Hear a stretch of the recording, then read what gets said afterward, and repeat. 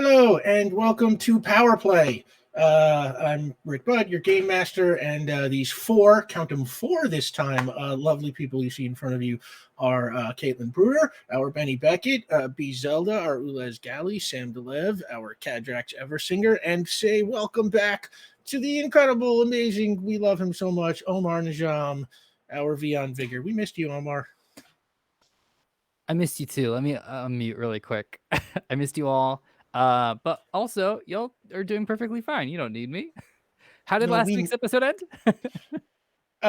don't you don't want to know Okay. but yeah, no, we need you and we are super happy to have you back. And okay, so I want to throw special thanks out to Jake and Lauren and the mods and everybody at QueueTimes. We love you all. Also, thank you for doing what you do. So we got this awesome little platform here to do what we do. And and all the other cool shows on here. Check out other QueueTimes stuff. It's great. And your subs and your pit, your bleh, you know how to talk, I promise. Your subs and your bits help support QueueTimes, and your donations to the tip jar help support this show and the people you see on the screen is our Feed the Cast fund. And to that end, tonight we have some rewards. Here's how they work as usual. If we get to $50 tonight, the team gets a point of community determination. I believe they have 1 point of community determination right now, and that is all the determination that there is on the board at the moment. So determination going at a premium, they could probably use that. If we get to $150, the mysterious benefactor, as you know, in game, our team has a mysterious benefactor who sends them gifts that are occasionally useful and occasionally they remember they have. Like last week when they used one of them to terrific end. We know that in real life, that mysterious benefactor is you, the chat. And this week, you can provide the team with a single-use holographic disguise generator. Now, this functions like the images power. We've seen Veon do stuff like this before, but this one it does not require Veon, so it can be used by someone who is not Veon when Veon is not around, or it doesn't require Veon to waste a spell slot on it. And unlike Ulez's gadgets, it won't expire after one chapter. So, should any need for this come up, a single-use holographic disguise generator that functions exactly like the image's power. Yes, Sam, you can look just like Sam. You use the holographic disguise generator to look like yourself, and that confuses the enemy. See, they're thinking about it. So if we get to $250, the after credits lore drop, a revealing glimpse of some important but previously unseen part of our story or universe. And y'all have been incredibly generous with us, throughout all the seasons, and we are super grateful for that. You can always see these tiers in chat with the command unlocks. And if you can't support us by donating, you can help us by liking and commenting on our YouTube videos or sharing tweets and helping us promote the show. Or we always appreciate fan art and fan fiction or whatever else y'all do. That we love that stuff. Right now, you can get Power Play merchandise. There are T-shirts and stickers with Caitlin's amazing character art on it, and our logo there, done by our good friend Hector Lowe. You can get both the original and the updated character versions by Caitlin. They are, for now, at the QueueTimes Teespring store. They will probably not be there for very long, though, because the Teespring store is getting involved in an NFT thing, and not super excited about that. If y'all want to get scammed, you will have to find some other show to scam you. So we will be looking for a new place for that merchandise. But for now, if you want something, it's still there, and Jake will give you that link. The game we play here is called Icons. It is published by Ad Infinitum Adventures. It was created by a brilliant guy named Steve Kenson. The book edition that I have is published by Green Ronin. I don't know if they're still sold out. They were for a really long time. They might have more. Check. If not, you can get like a PDF, or I think sometimes there's a print to PDF version from Ad Infinitum directly. You can follow the show at PowerPlay RPG on Twitter and Instagram. Power Play is now available as a podcast for the podcast inclined. You can find that wherever fine pods are casted. And I want to drop a plug for the Power Play Discord tonight, where you will find Omar Najam's first installment of the Port Ruby Poetry Review, where Omar sends up our fictional little metropolis in just high poetic fashion. Omar's a really good poet, y'all. It's like it's kind of intimidating because we said that we would all kind of chip in here. So now I don't know if I want to have to follow that, but I guess we're going to have to. So yeah, go. Jake will put a link for the Discord. Check out Omar's poem; it's fantastic. And that's the announcements. Time for Power Play.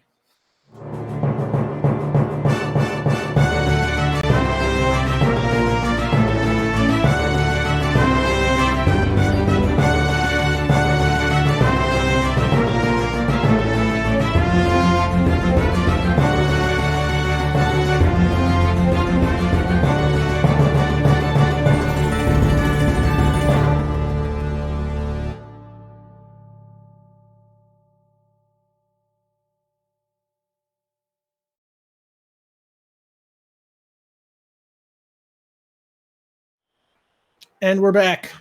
I still love that song. So, previously on Power Play. While working at the clinic, Kadrax encountered a man who had been brutally sliced up by an unknown assailant. The man asked Kadrax to, quote, stop them because, quote, they'll kill them all. He then managed to squeeze out the word golden before he died, despite Kadrax's best medical efforts. Meanwhile, a man named Marcus Eaglesmith hired Ulez to find his runaway daughter, Dawn. According to Marcus, Dawn has destructive electrical powers that she has trouble dealing with, and apparently found the idea of a person made of lava finding a way to be heroic as something of an inspiration. So she came to Port Ruby to find the lava lady, but hasn't been heard from since. The team tracked the man who came to Kadrax's clinic, whose name turned out to be Hector Peralta. And they tracked him to a condemned retirement community in the East Point neighborhood of Baronsdale called Golden Gardens. But before they could really accomplish much, Kadrax was instantly killed by a massive energy blast. Benny had her powers nullified, and Ulez was bound up with roots that cracked right through the pavement and grabbed them. There were 3 shadowy figures surrounding them, and that is where we left off. But before we find out what happens there, we're going to check in with Veon Vigor and find out where he was last week. Veon, where were you and what were you up to in the 9 days or so since the fight with the Knights of the Red? Following the finale of last season, this is speaking out of game for Veon, what, like 10 days ago, I guess? Yeah, some 9 or 10 days ago, yeah. The fight on the rooftop took kind of everything from him. There were, if you all remember, there were some tough decisions that were made and instantly regretted and not made that the man had to go off and sort of deal with and think about and meditate on. And so what he did is he took the book that he got from Pete and just went off to the lake house that we all stayed at for that one shot. And I would At Lake Vorset. Yeah, at Lake Vorset. And he did possibly a little bit of camping, a little bit of indoors. He's not a very outdoorsy man. But a lot of sitting in the quiet, no cell phone reception, just taking in the surroundings and kind of reflecting on where he was months before when he talked to Kadrax and where he is now. And he just sat with his thoughts for a couple days, just nothing but that, just sat with his thoughts and just sat as like the water of the lake kind of lapped up against the pebbly beach and came to some conclusions, put some concerns to bed. And once he felt ready, he went into the woods, checked on that tree, bee. Beetle's gone. Don't worry about it. Total success. And then made his way back to the city. So you read the library book that Pete gave you? That's right. Yeah. Okay. So why don't we start there and find out what Veon learned from the book about Oh, Virgil great. That Wheeler? would be fantastic. I'm going to say there was a chapter on him. Obviously, I'm not going to read an entire chapter's worth of material here, but I'm going to sort of summarize. Okay. Virgil Wheeler was born in 1838 in Tennessee. His parents, Bass and Minnie, were enslaved by a powerful judge named Harrison Wheeler. And when the Civil War broke out, Harrison's son Blake went to fight for the South and took Virgil with him. And when Blake Wheeler was killed in battle, Virgil escaped. And for the next few years, he lived amongst various indigenous tribes. And it was during this period that he learned to shoot and fight and read. And in 1865, the 13th Amendment emancipated the enslaved population. And after that, Virgil found work as a bounty hunter and quickly developed a reputation for being amongst the toughest and most effective men in his profession. In 1868, he chased a particularly dangerous fugitive using the name Nathan Maines to the California town of Grave Glen, only to discover that the town sheriff, Gavin Boyle, was Maine's father. Boyle and Maines set an ambush for Wheeler, but he outfought them. Maines was captured and Boyle was killed in the shootout. The citizens of Grave Glen were extremely grateful. Apparently, Sheriff Boyle had used his power to act as something of a town dictator. The people expressed their gratitude by offering Virgil the position of sheriff.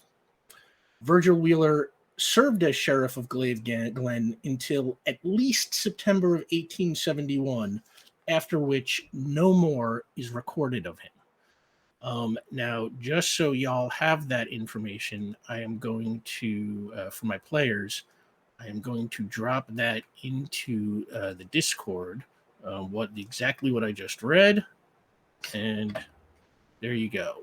Now, note taker noises. Yeah, make that a little bit easier on you because I know there was a lot in there. And that is basically a summary of what you read. On the evening of Friday, August 27th, 2021, you get back to Port Ruby. It takes you a while to find a parking spot on a Friday night in Yard Hill, but you manage it. And when you get back to the building, you find Sandy Carpa, played by Cheech Marin, sitting on the front steps with like a big pad in his lap. And he's, Veon, I didn't know you were getting back tonight. How was your trip?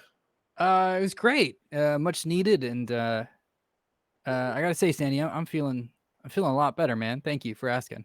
How are Where'd you you doing? go? Yeah, I I'm just good. got out of town for a little bit. Just went up to like a lake house that we were at before. You do any fishing?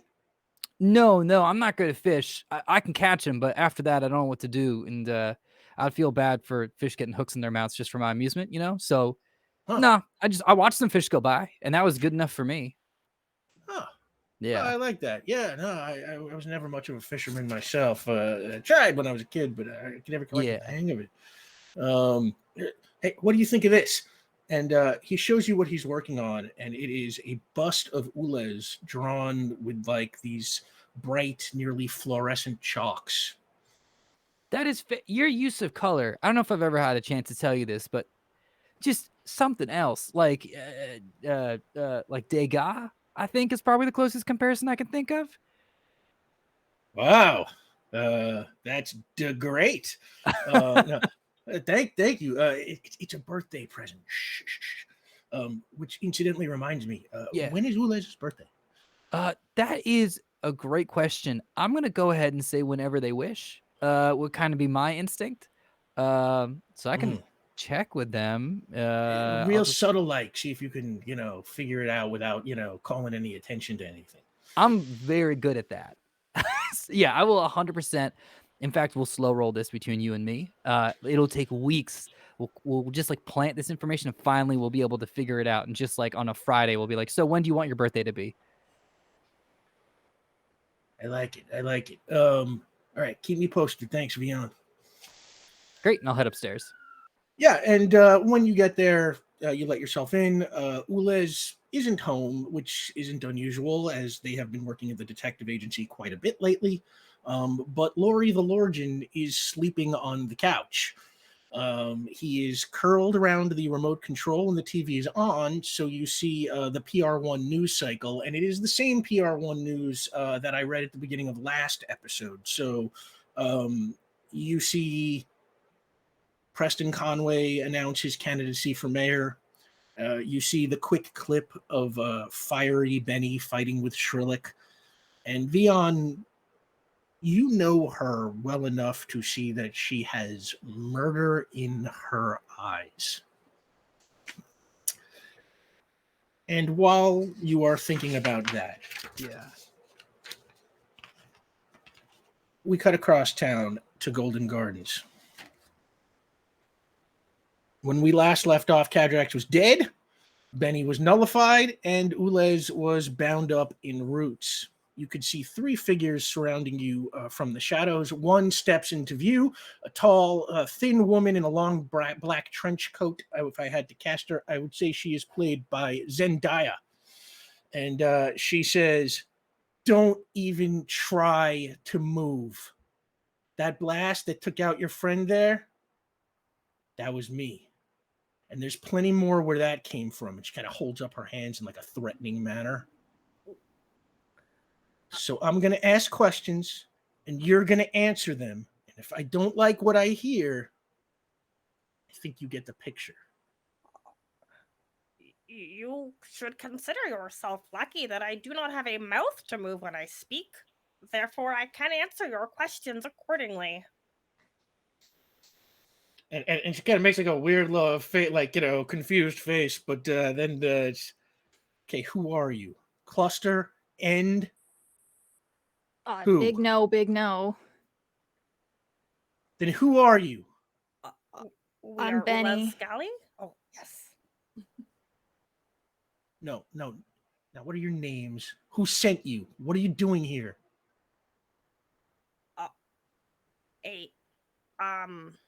Well, there was a individual who went to a hospital for assistance, and with his dying words, he said, "Golden," and we inferred some information. We did some investigating because I am an investigator, and it has led us here.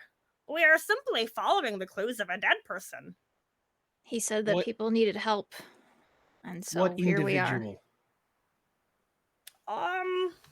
Bear with me while I look back at my databases internally. His name is Hector. And when you say that, her face kind of changes. Hector? Yeah, do you know him? Hector Peralta? She kind of... Hey! And she calls out, and she's quickly joined by a lanky kind of teenage boy in jeans and a white t-shirt. If I had to cast him, I would pick, say, Noah Schnapp from Stranger Things. And a goth girl kind of in a leather jacket and skirt. I'm going to cast her with Olivia Rodrigo from High School Musical, the series, which is apparently the title of a thing. They both step very cautiously out of the shadows. And while you watch, the three of them huddle, and you can hear some discussion in kind of hushed whispers. And you think you catch the goth girl say that she believes you. And then you think maybe the boy says something about needing to be sure. And finally, they turn back to you, and the woman in the black coat says, "Okay, we're going to get this sorted out." And she turns to the boy, and she's like, "Lyman, do your thing." And his eyes glow bright green. Do me a favor, Ulez, Benny, roll awareness. Roll awareness? Ask first, we would help you. Yeah. I need to go digging around in people's brains. You did not have to. No, just roll awareness. This is all 11. happening like within a second. Yeah, 11. 11. 8. You both fall asleep. Oh. Benny, this is nothing for you. Ulez, this is kind of weird. Your systems kind of go into some sort of cycle weird holding cycle or something.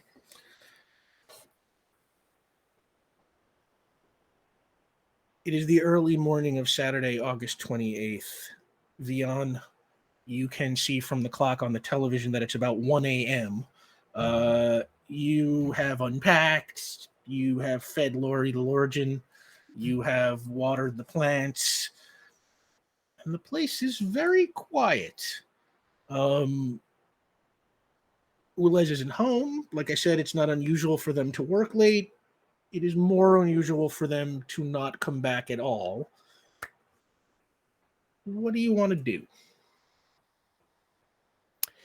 I mean, with any roommate situation, it's polite to let your, your living partner know that you are back and occupying space, to set expectations. So I'm gonna go ahead and text Ulez. Hey Ulez, just a heads up. I'm back from out of town. Hope everything's going well. And I'll just send that. And then, while I wait, I'm going to, like, probably for the next like half hour, if that sounds about right, I would start putting up like clues and stuff about like the red mist. And while I play mandolin, you know how like Sherlock does that with the violin? Yes. Same fretboard. He's not better than I am. And I'm just kind of going around like, You've got more playing. strings, so you you definitely have the upper Count hand. them, Sherlock. Count them. You take that to your Baker Street pocket. And I'm gonna go ahead and I guess muse on the mystery until I haven't heard back for a certain amount of time, and then I'm gonna start getting concerned. Okay. Can I just say, like, Ulez has never, if we have read receipts turned on, Ulez Yeah. has never not read a message, like, as soon as possible. Yeah. If memory serves, I think I integrated my phone into my body. So, like, they have no choice but to, like, read it because, like, you know, they want to know what's up. They don't understand the social Yeah. nuances of, like, not answering a message right away. That is my hell, but Okay. that's a good point. Your phone is integrated into your body, right? Okay. So let's say, Mhm. Ulez, you are out cold when that text alert causes you to kind of start to stir. Your eyes open. You are laying on your back. Your hands and feet are bound. Do me a favor, make an investigation roll. Yay. Oh, I'd have rolled 2 ones with this dice so far. Those are bad dice. 7, 8, 9, 9. 9. Swap. You look around and real quickly you see you are in a wide, mostly empty room with a low ceiling. There are a few small windows high up on the wall, dank smell in the air. All the way opposite you, you see a stairway leading up to a door, and you kind of realize real fast you're in the basement.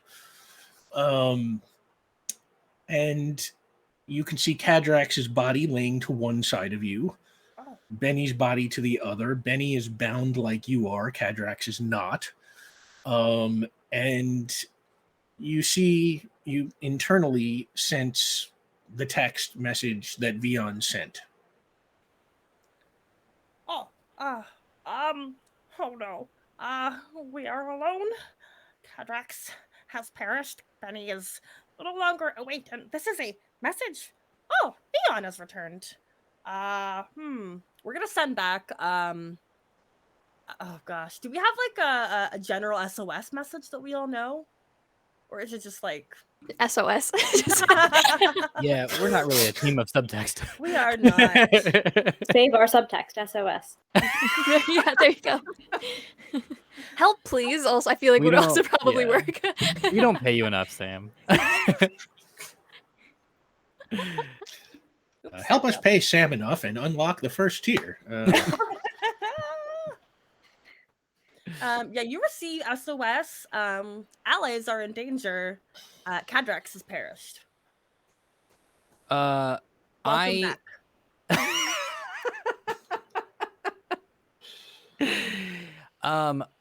The second I see that, because I hear my phone like buzz on the table, and I like walk over and I see it, I quickly put down my mandolin and I phase, I jump out the window, and I cast flight and teleportation on myself at the same time at both power levels. Not knowing, like, it's just like my brain is panicking. I don't know where I'm going, but I'm just like, I gotta go. So I cast flight, and then I blip, and then I bamf to another spot, and I go, wait, I can do one of these. And I'm just gonna keep flying, and then I'm gonna realize I don't know where I'm going, so I'm gonna text back, wait, where are you? I'll ping back GPS coordinates while I start to kind of like roll my little body around on the floor towards my allies. All right, Veon, you get those coordinates. Jake, can we put up the Baronsdale map?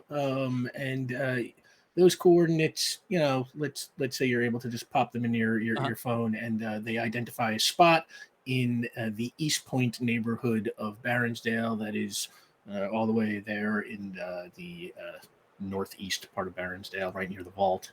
Perfect. Great. Oh, it looks like we have unlocked the first tier. Thank you so much, everybody. Oh, good. We can pay Sam. We can finally pay Sam for the first time in this show's history. Right. Thank you for donating to the Feed the Cast Fund. Now Cast is getting to be fed. We will feed them first thing after the show. We promise. Thank you very much, Chad. We're being fed with Sam jokes. Oh, so nourishing. Oh, God. So that is the source. Oh, wait. Okay, I am now being told we have unlocked the second tier. Wait, what? Is that right? Wait, now most of us can Yes, eat. you have. Yeah, What? we have. Oh my God. Thank you so much, everybody. Wow. So yeah, that gets you your holographic disguise generator. We're gonna say it is basically like it is a kind of small little thing that you like clip onto yourself somewhere, like the cap of a pen. It's very tiny. Veon will just say you found it at the apartment when you got back, so you are in full possession of that now. Yeah, Is it one thank use you only? so much. Or is it One- ongoing? It is a single use, yes. Okay. But requires no magic, and it is not limited in time like the way Ulez's gadgets are. So you are flying your way over to East Point, is that right? 100%. Okay. As I'm phased. While Veon is flying over, Ulez, what are you doing? Rolling around like a little barrel roll to get over to probably Benny first. Okay. Do I need a coordination to roll? There's part of me that wants to just give it to you, but there's part of me that thinks no, you need a coordination roll. So give me a coordination roll. I enjoy this. Thank you. This is better.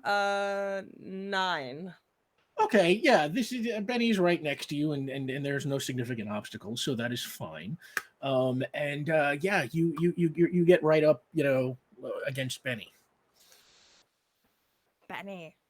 Benny, and like shoulder bumping. This is not an area of expertise for poor little Ulez. Human sleep cycles. Bizarre. You wake up prone? Why? So they're gonna kind of shoulder bump you until they can get some awareness out of you. Do they rouse me? What's your awareness, Benny? It 5. is 5. Benny. Your head is a little foggy, but you start to hear the voice of Ulez Galley cutting through the fog. 5 more minutes. We must be awake. No more of this cycle of sleep. Oh my God, it's cold. Wait.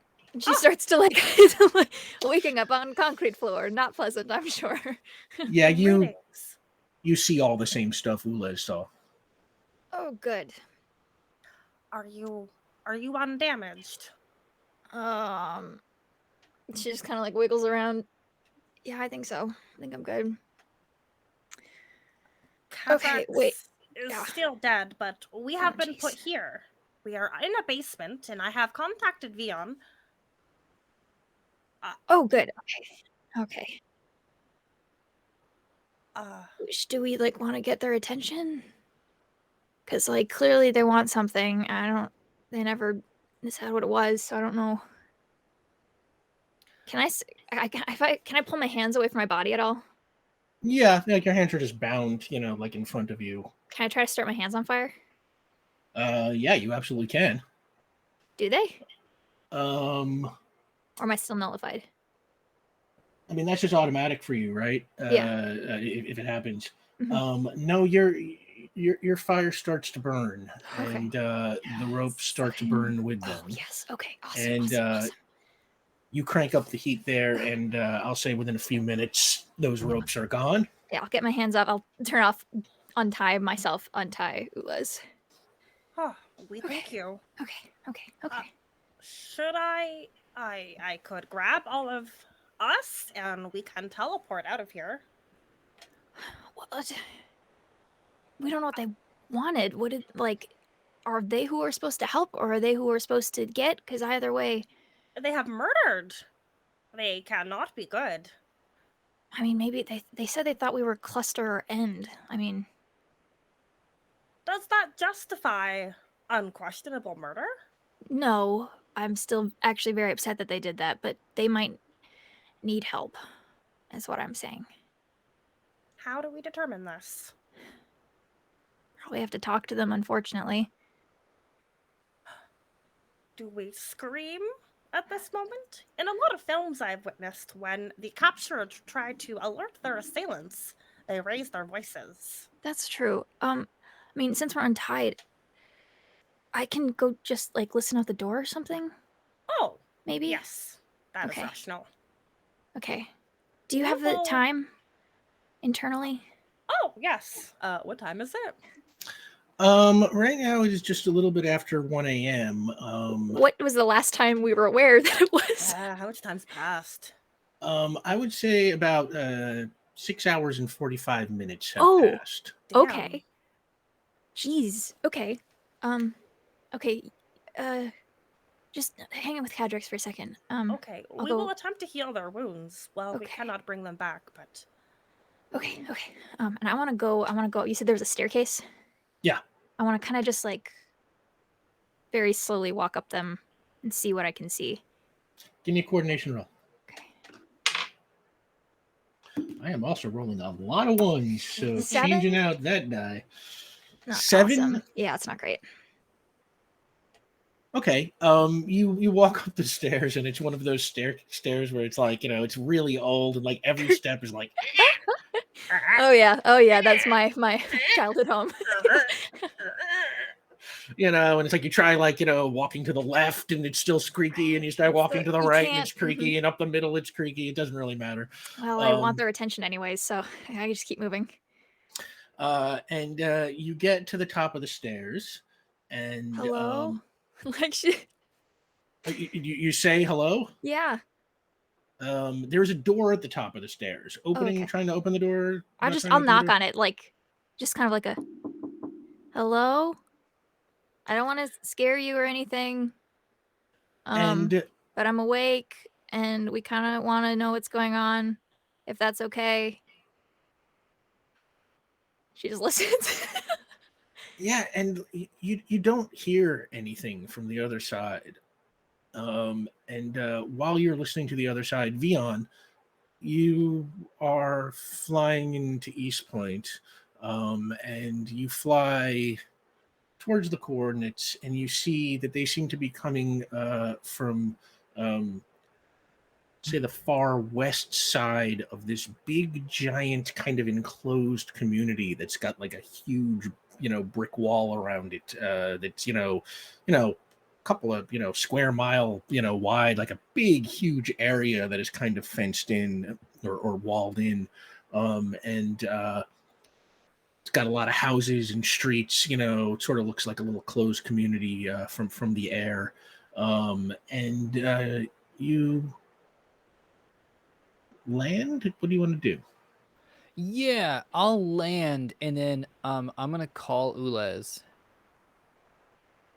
Okay, you land. I will say, out in the street or something. Yeah, it's outside, yeah.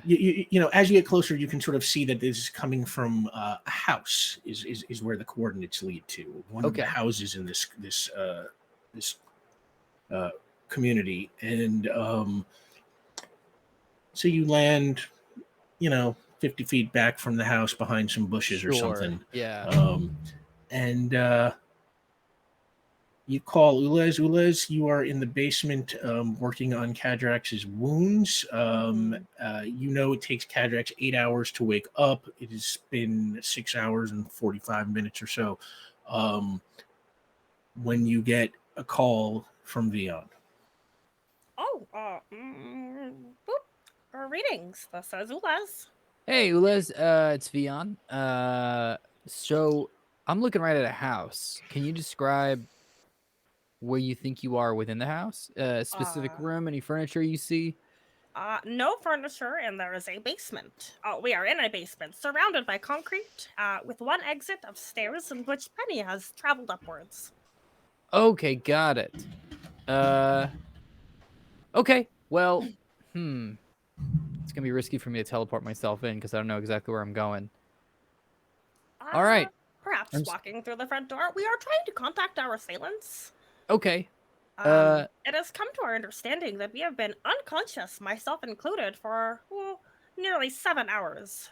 Okay, so real quick questions. Let's go in order of importance here in terms of who I'm chatting with. Are you okay? Oh, yes, we are well. Okay, great. Slept. There was a time of nothingness. It was bizarre. We dreamt, you texted us, and then it was a reality. That's incredible. Manifest your truth, you know. Great. How's the doc doing? Dead. Okay. We are going to cover up their wounds, though. That way they look a little better. That sounds great. Okay, real quick, Ulez, when you say dead, do you mean like how the doc sometimes dies and comes back? Oh, correct. It looks terribly painful. Okay, yeah. I'm sorry to hear that. I'll buy Kadrax something. Okay, and then Benny, how's Benny doing? They have exited the basement, so we believe they are well. They have not described any kind of pain or any damage that they have received. They are investigating currently. Okay, great. In that case, you know what? Let me hit you up on the other line. I'm gonna hang up, and then Rick, I'm going to cast telepathy. Give me a telepathy roll, Veon. Let me see. All right, so this is 8 plus roll. Okay, that is going to come out to a 10 to turn it on. Read minds to transmit your thoughts to others. Yeah, that'll definitely. And these are all Yeah, that'll definitely turn that on. At a 9. And wait. I'm sorry. Wait, you did that with big magic, little magic? I'm doing this with big magic right now. Okay. Yeah, no test because I assume Benny's not an unwilling subject. Yeah. I mean, that's what you're doing. You're trying to communicate with Benny. Mode. And what the thing is, I can link multiple people telepathically. So I'll reach out to Ulez, of course, and I go, "Hey, Ulez, sorry about that." I reach out to Benny. Hey, Benny, you're on the line, and I'm gonna try to reach out to Kadrax. I don't know if it'll work. The line is dead. Oh, God. Oh dear. Too soon? Yes. I'm sorry, Sam. Sorry, Sam. Give us an hour and 15. Okay, great. Okay, everyone. And like all right, Patchen, Benny, where are you? And now I'm booking it. Like it is like Veon's face is just like shaded, racing at the door. Old cross country seal is coming in. Telepathy, can I respond? I respond in my own head, or do I have to speak it out loud? You can respond right in your head. You don't have to say it out loud. I keep it inside my head, and Benny's just gonna be like, I'm good. I'm trying to get their attention. I don't know, Veon, they seem scared, which I mean, I guess would make them maybe more dangerous, but also I think maybe they're running from something. So just careful, and also, I don't know if this is entirely a hostile situation yet. So, welcome back, by the way. Hi. Thanks.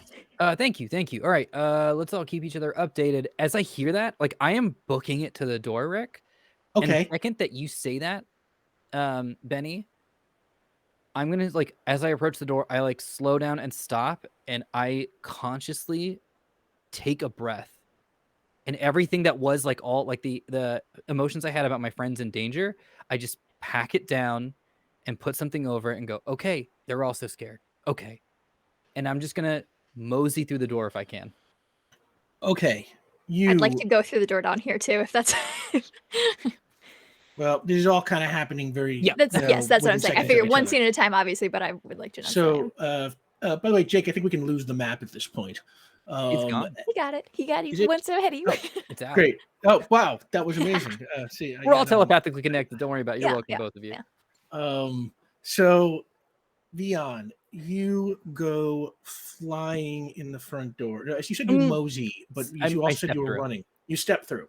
I stopped, calmed myself, took a second, stepped through. You step through the front door. Yeah. And the first thing you see in front of you, you are in a living room. For an abandoned house, it is a little bit nicer than you might have expected. There's furniture, although it kind of looks like it was maybe gathered, from garbage or stuff people were throwing out.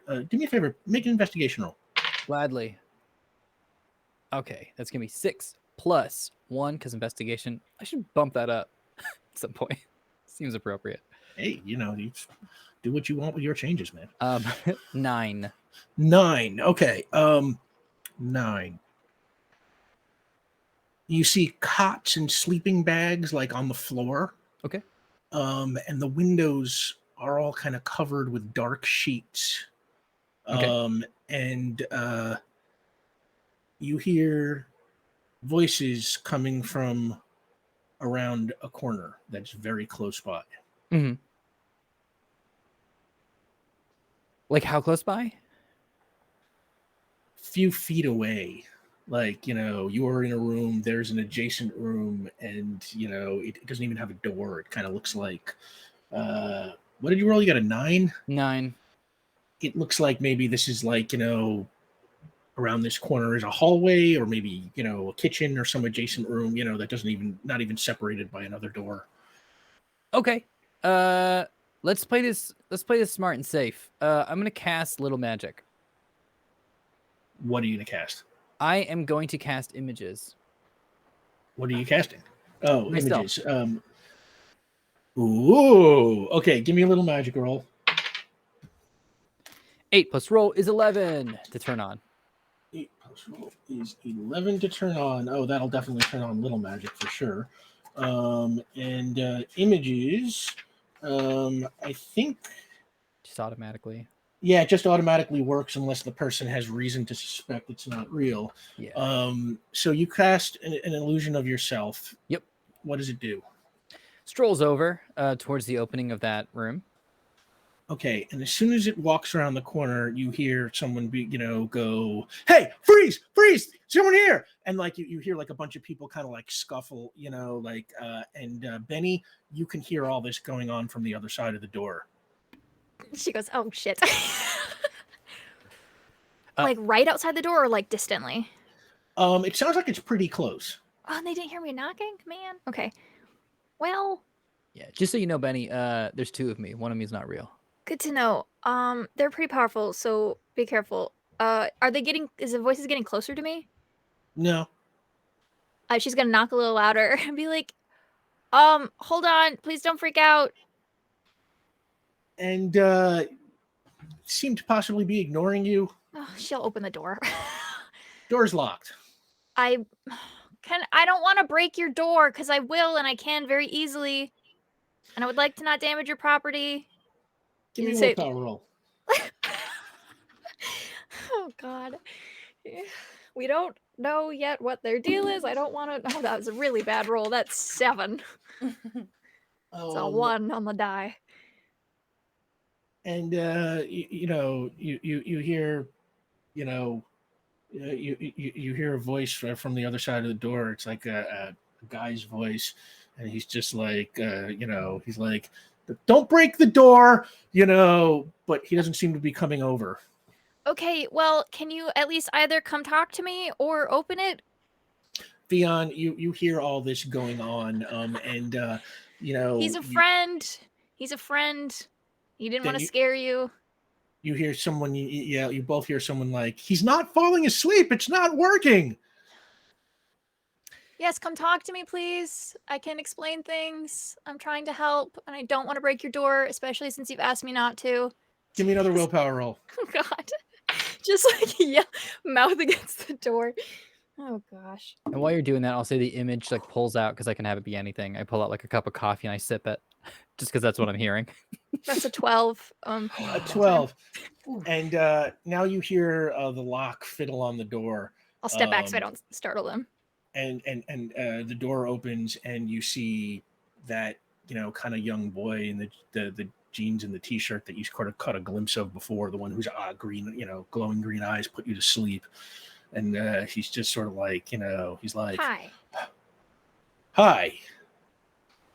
We're not trying to scare you. I'm very sorry he startled you. He's a friend. He was just worried about us.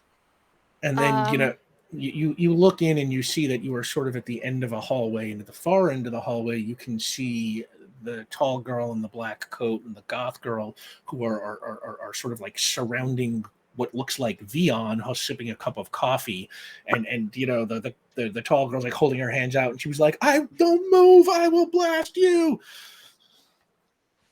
And Benny will wave. She doesn't know if she doesn't. I don't know if she 100% knows if that's you or not, but she waves anyways.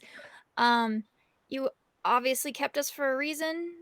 Did you want to talk? Because we can do that. I can introduce you. And the girl, the tall girl in the coat, kind of looks like back and forth down the hallway. He's like, "Is he with you?" Yeah, he's a friend. Sorry, we didn't mean to scare you.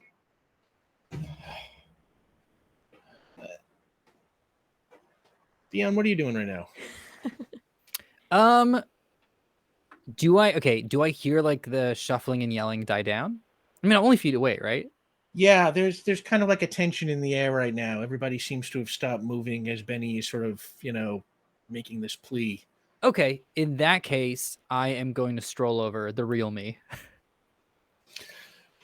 And another one of you Yep. comes around the corner, and you hear, the goth girl is just like, "Oh my God, they're twins!"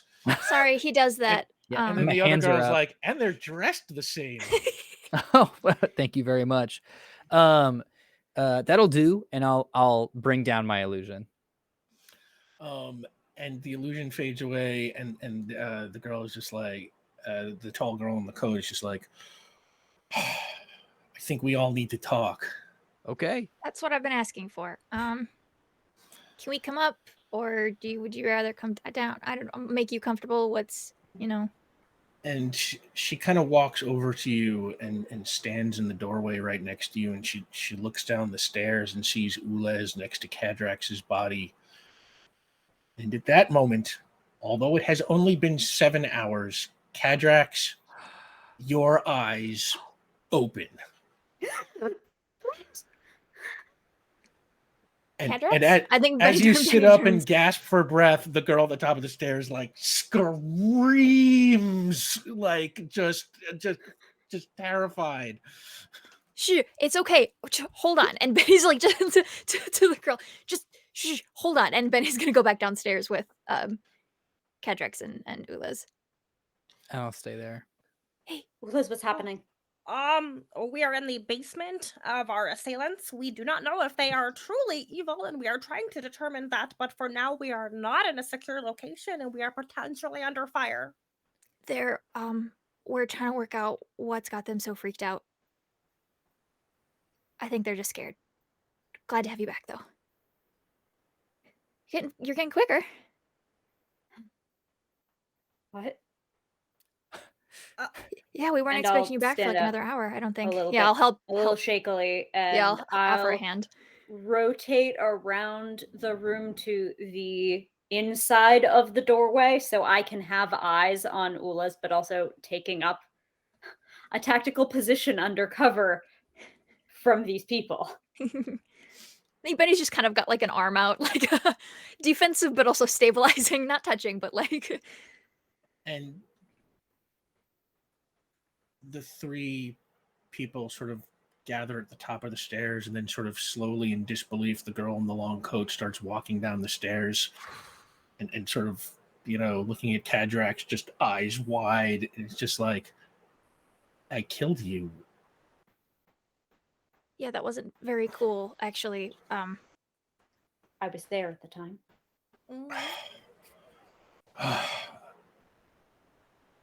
My name is Haley. Haley Mast. That's Lyman Greer. She points to the boy in the white shirt and the jeans who is now also trotting down the stairs. And behind him is the goth girl, and she points at the goth girl. She's like, that's Veronica Murillo. We went through your pockets and kind of found your IDs, and I think we made a mistake. Tried to tell you. Why would you start with murder first? What kind of humans are you? I thought you were here to kill us. I swear it was self-defense. It was not. We did not attack first. We were not aggressive. Yeah, but somebody's been picking off our friends, and no one's got a good look at them. But we think there are 3 of them, so there were 3 of you, and I didn't want to wait until you killed one of us. No further details? Simply the number of our persons? Not You a lot of cannot people come operate by. like this. Yeah, well, I'm sorry. And she turns to Kadrax and she's like, thank God you're alive. I really thought I killed you. You did.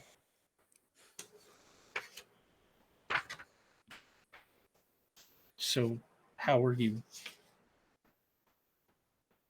What were you planning to do with my body that you placed with my allies, my friends? Oh, we Do hadn't you figured. throw one in the river? Is this something you have done before? How many triples have come in to meet some unsavory end at your hands out of fear? Well, I mean, none. That's why we got kind of so scared. Is that almost no one ever comes back in here except us. We live here. It's kind of like an under the radar spot for people with powers to get off the grid. There are like 35 of us. Some of us used to be prisoners at the glass tower. Others, just people who thought their powers meant they didn't fit in anywhere else. Almost everybody's pretty young, relatively speaking, except Hector. This is his place. He's kind of the mayor around here. Pulled a lot of us off the streets when we had nowhere else to go. Sorry, this doesn't have anything to do with anything. Have you gotten anyone new recently? How recently? Yes. Like within the past few days? A young girl? Electric Well, powers? And she kind of like looks at you and kind of takes a step back, and she's like, "You know Dawn." I don't, but I think she's looking for me. Mm-hmm. And Haley and Lyman and Veronica all kind of look at each other, very, very quizzically. And She's here? Yeah, she's Okay. upstairs in the back. Oh, geez. Okay, very, very much closer than expected, but at least she's not alone. Might Okay. we meet in a more favorable location than this basement? Yeah, come with me. And she leads you all up the stairs, and while she's taking you upstairs, she says, 7 of us has vanished in the last 3 weeks. People who were just running errands or walking around, ordinary stuff like that. Hector keeps going out on patrol. He saw 3 figures moving around in the shadows, but he didn't really get a good look at them. He said he might have been imagining it, but he wasn't sure. He kind of went out on patrol yesterday morning. He hasn't been back yet. So you did not also murder him? Murder Hector? No. And then she kind of freezes. Why would you say that? You have not told her. I think we tried, but they were kind of not in the space to hear it yet. Mm-hmm. Hear what? Hector found our doctor here. Right before he died. And she kind of gasps. Just wait. Hector is dead? I'm really What sorry. happened? That's what we were trying to find out. Probably an attack. He was covered in laceration, some very deep, penetrating peritoneal tissue. It was not. And she kind of like loses her balance a little bit and sits down I'll in a I'll assist chair. her a little bit, like pull that chair closer and stuff in time.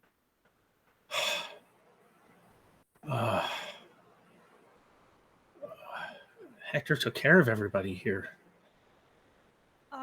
You say that, and yet you exist in a dilapidated building. The structural integrity of most of these places is crumbling. Most of this looks like it might fall upon your heads at any moment. It's strong enough, and home is where the heart is, you know. No. That is not anatomically correct. No, not at all. And she kind of looks at you, and she's like, "I'm not in the mood for jokes." I'll kneel down to get kind of like close to eye level. Hey, how's it going? My name's Veon, by the way. I was away for the passing of your friend, unfortunately. But I just want to let you know I'm very, very sorry. We actually are sort of part of a general investigation unit. And if there's anything you know that could possibly help us with our investigation of what happened to Hector. And I put my 2 fingers, I'm going to now pull the dock into our telepathic circle. Am I wrong in assuming that you were investigating the death of Hector? Is that right? That's correct. Okay. If there's anything you might happen to know, aside from the fact that you're looking for 3 figures that could help us with this investigation, it would be our utmost honor to bring justice to the passing of someone who's done so much good. And to make your home safe again. Yeah. Make a willpower roll, Veon. Okay. Here we go. Willpower. 5 plus roll. That's going to come out to a 7. It's a low roll. She seems a little hesitant to say anything. Yeah, I get that. Doesn't really seem, like she's not buying it, but doesn't necessarily seem like she's buying it. And she's kind of turns to Benny and she's like, "You wanted to meet Dawn, right? Hey, Dawn!" And right now. Okay. She kind of calls and from the hallway that leads up to the kitchen, this girl, who I think we cast with Elva Guerra of Reservation Dogs, comes down the hallway, jeans, t-shirt, denim jacket, and she kind of comes walking in, and she looks over at Ulez and Hadrax and Veon, and she's like, "Hey, I know you. You were on TV fighting with the lava lady. Correct. You're superheroes. Indeed. What are you doing here?" We have been tasked to identify and locate you. We understand that you are looking for, and Ulez will kind of like try to like shove Benny gently. We're looking for this human. Yeah. Oh, yeah. And she looks over at Benny and she's just like, "I don't know you." Where? Who are you looking for?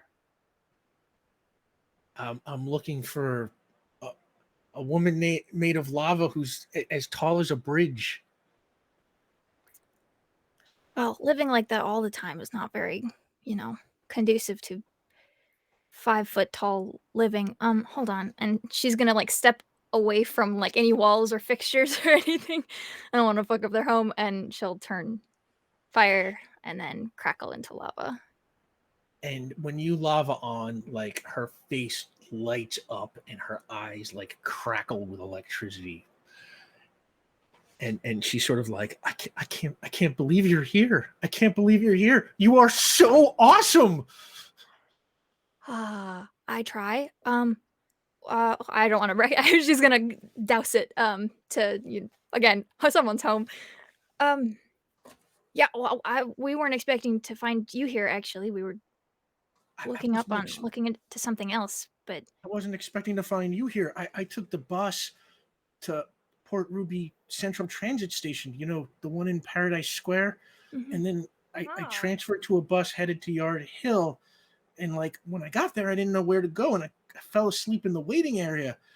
And then like a little while later, like a security guard woke me up and like kind of startled me. And like when that happened, my electricity kind of burst on, and I can't really control it very well or really at all. So it kind of shocked him and sent him flying. And I kind of panicked, and I didn't know whether to stay or help or run or do whatever. And that's when this guy Hector showed up, and he saw what had happened, and he said he could take me somewhere I'd be safe. And he brought me here, and I've just been, you know, I haven't left yet because I don't want to shock anybody else, and I didn't know where to go, and you know, everybody here is so cool, and they all seem to understand. yeah, definitely helps to find people like you. um we're okay. We're working on something here that is still not entirely clear what's happening. She kind of looks at like our host. But we can definitely talk. Yeah, I got a million questions for you. It's like Yeah. I am always hurting people by accident, you know, only by accident, and you know, I kind of thought of this power as a curse or like some kind of, you know, punishment for something. And I saw you on TV, like all fired up, and even, you know, lava even more dangerous than electricity, and you were actually saving people. And it's like, was it always like that for you? Uh, definitely not. Uh,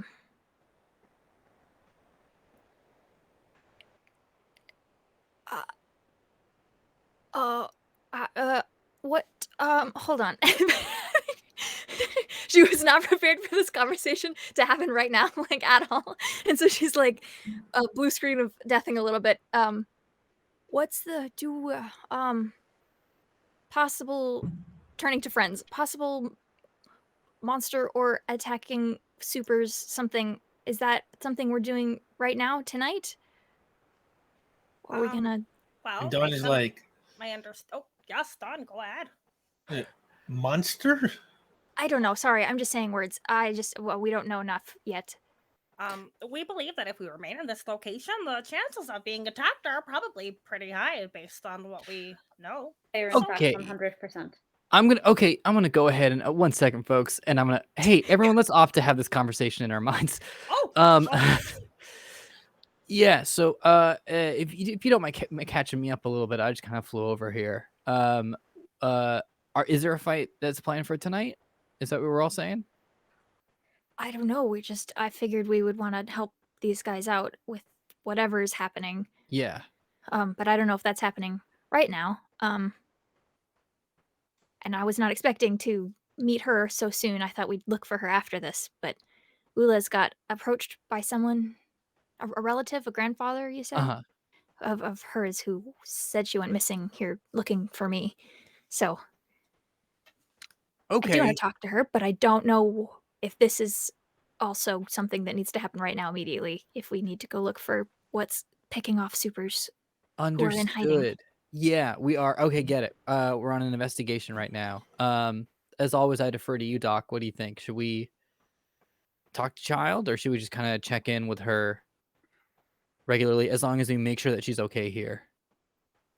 This location was our lead for Hector Peralta, and this child an objective in herself, according to the testimony of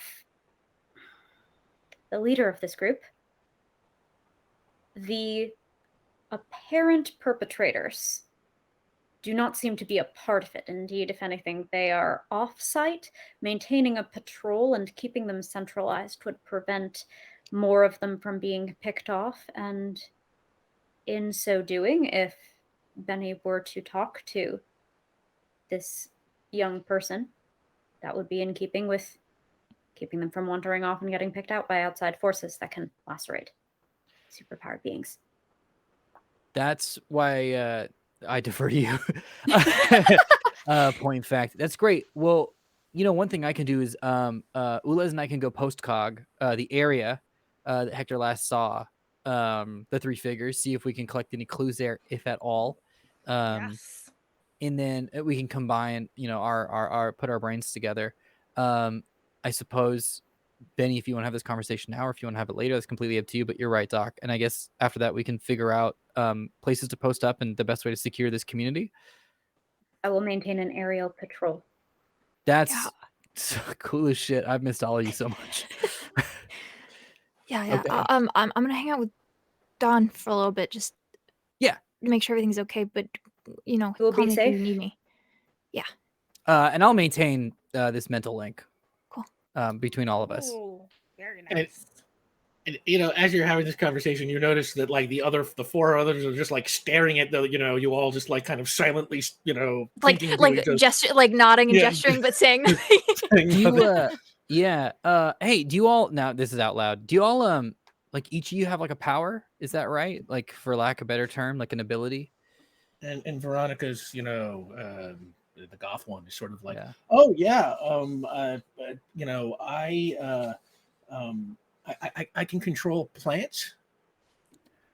You don't say. And I'll just step out the What? way. What? Say, oh yeah, I can like make them grow and kind of move them around with my Show mind. me.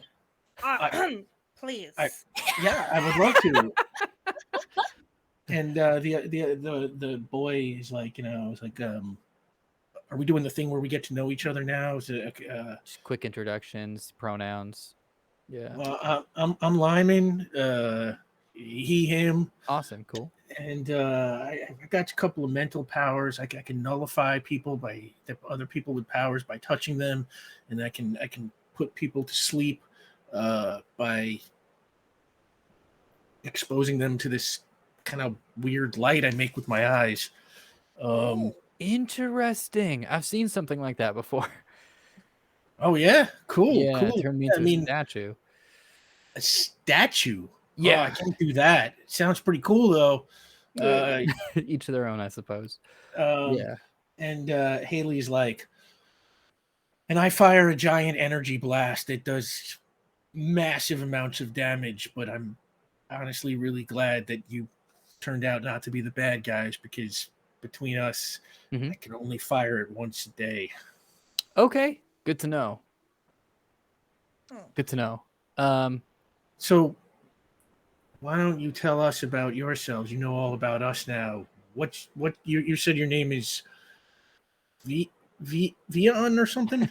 Yeah, my name's Veon Vigor. I can do a couple things. I can walk through walls. I also can cast magic, which is a fun fact about myself. My pronouns are he, him. I'll be completely honest though, you can use anything you want. Gender's a construct. So and the tone that Veon's using is way too much like a guy in his 30s who wants to seem cool to younger people.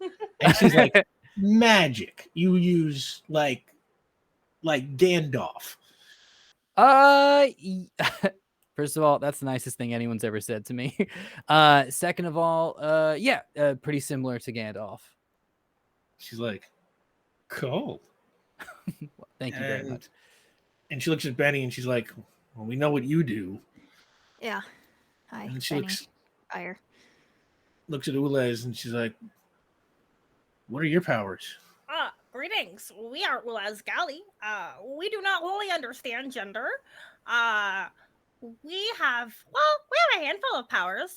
Initially, we should have been able to grow and tend for plants with the light from our palms, but it is incredibly destructive and goes at a very long range. We have the ability to teleport because it is a very efficient method of transportation.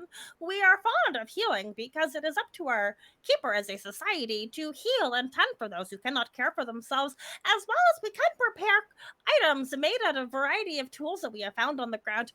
Oh, and Ulis just starts to ramble a little bit. And Haley's just kind of like nodding and what about you? What do you do other than not be killed? I'm Dr. Caden D'Alto. I'm a surgeon. She's like, oh, that's cool, I guess. And you resurrect? Can you resurrect other people or just yourself? We need to do the aerial patrol. Yes, I will engage in this. Oh, yes, we are going to save all of you. This is something we are well practiced at. We understand that you are familiar with the glass tower. That was us. And they all have, The opening of, not the entrapment part. Yes, the assistance where we saved you. Otherwise, I would never admit that. and Haley's like, wow, Dawn's right. You are superheroes. And it kind of sounds like you'd all fit in pretty well here. Maybe we could all put our heads together and figure out who's been taking people from our community. That is our plan. If you have any information that you can provide to us, please tell us now. Otherwise, we are going to enact the plan, which we save everyone. And if you have anyone around who maybe has different experiences, anyone might have seen something or has powers that might want to chip in. I mean, we're stronger together, that kind of a thing, especially here. Well, I told you there are like 35 of us here. Yeah. I don't think anybody knows anything, but maybe we should start talking to some people. Sure. What is the rest of your plan? Well, We I'm need more gonna. info, I think. Yeah. If someone could point me in the direction of where the general area where Hector might have seen the three figures, I can get to a little detective work there. Although I'm not the universe's best detective. That's Ulez over here. But maybe Ulez, you want to do some plant talk? Yes, Victoria, would you be so kind as to join us? Yeah, if it involves plants, I'm there. Yes. We should tell you about the plants on our planet. You would be delighted. And so Haley's like, Dawn, stay with Benny here. I'm taking Victoria and Lyman, and we're going to see what we can figure out about whoever's been stalking us. And Dawn's just like, absolutely. That sounds great. And Doc, you're gonna do sky surveillance. Keep an eye out. Yes. Okay, great. And I'm gonna just like start talking about like generally like our breakdown of what we usually do in an investigation. I think Benny and Liz, you might pick up on like it's kind of like weird and rambly, like unnecessary, and never talked about it. While I'm doing that, I'm scratching my head, and I'm just I've cut you both of you out of the telepathic link, and it's just to Cadrax and just, hey, you all right, Doc? And you can be honest. It's just us. It is uncomfortable to help these people, but it is apparent that it is the right thing. So I am going to do such tasks as do not require proximity, but might still accomplish a correct end. And get very far away. That sounds great. I'm tell you what, you and I are gonna have our own little SOS. Let's say the word is I don't know, what's your favorite thing to eat, Doc? The rice. In fact, I thought I heard for just the slightest moment an echo of Benny's thoughts, but indeed it is the rice. Okay, great. If you want me to buy you any time or kind of give you some space or anything like that at any point, just bring up the word rice either telepathically or if we break this link out loud, and I got you back. Don't worry about it. Catrax begins to exit the room to do their When you patrol, pass, and he gives you a little bit of like a bump, like a before as you leave. in a similar spirit. Catrax brushes Veon and thinks as I pass, I'm glad you are back. I missed you. Yeah, same to you, Doc. And Cadrax, you head outside and take to the sky. Yes. All right, yeah. I think as you lift off to start your patrol, it sounds like a good time for a 10-minute break. And we will pick up right there when we get back. See you in 10, everybody. Welcome back. I hope you enjoyed our cool fan art reel. Honestly, we love the fan art so much. People, please, anything you got, just, it kind of makes our week. So thank you so much for that. And I see we are, I think, less than $10 away, if I read that correctly, from unlocking the lore drop. don't know if I read that correctly, but I think I do. I watched this on a screen like this big. Thank you so much for that too. When we left off, the team was about to kick into action as far as investigating what's going on at Golden Gardens. Cadrax, you took to the skies to sort of fly around. I'll say at this point, it is probably about 2 a.m. or so. What exactly do you do, Cadrax? Do you just kind of fly in circles, or are you exploring the community? Or are you exploring the surrounding areas? Like, what's your flight pattern? I am going to do an outward spiral flight pattern and ping as I go. Just start to build a mental map of where all of the known beings are and their movements. If, as I circle, someone is coming close to our area, I will track them.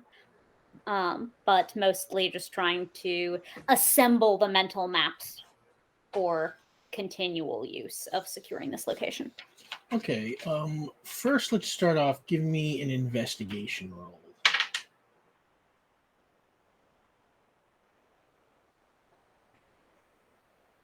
$11. Okay, and now I'm going to have you make one ping roll that's just going to count for all of your repeated pings as you're flying. So give me a ping roll. All right.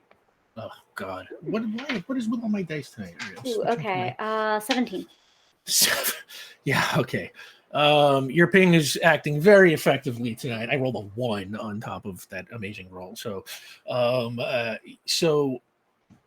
Yeah, you start flying around. The entrance to Golden Gardens is all the way at the south. That is where Herman's Bodega is. That is where the Hotlands nightclub is, all the way at the south end. All the way at the north end, there are a bunch of buildings which you were able to sort of track. You remember Herman mentioning something about how a lot of the buildings in the area were all closed off by the Department of Buildings after the earthquake. And you see the high school and the roller rink and all these things that he was talking about, and they are all dark. You do not pick up any life forms in there. You circle around Golden Gardens a little bit, and you pick up, 33, 35 people that are in the house that you were just in, or a couple of the adjacent houses. It looks like they are broken up a little bit. And that is what you are doing for now. That covering that much territory, doing that much pinging and investigating is going to, take a little bit of time, but that is what's going to happen. Meanwhile, let's go to Veon and Ulez. I think we Hey, brought. You've got Victoria with you, and Haley and Lyman said that they would go ask around some of the other people in the community. So Victoria is sort of like, okay, so how do we do this thing? Let's get our investigation on. I have to say, Victoria, I love your energy. Thank you. I love your energy too. Oh, and apparently we have hit the third goal. So after credit lore drop unlocked. Thank you so much, everybody. It was a cool one. Thank you. On this Sunday too. It's like a very big deal. Thank you very much for joining us. Y'all. Yeah. Thank you for It's the coming out every owl. week. I know there's like lots of cool trailers and stuff hopping up. Is there something else going on this Sunday? Wait, they put the owl in the trailer? No. Owl's That's out of trailers that sounds since when? painful for the owl. Unless like the owl wants like some time away. Okay, yeah. Independent space. Little independent space. Mhm. For Veronica, it's like, what's up? What are we doing? Okay, you must lead us to the exact location where you believe that Hector spotted the 3 individuals. Yeah. As well as you must tell us what your favorite plant is. Yeah. My favorite plant are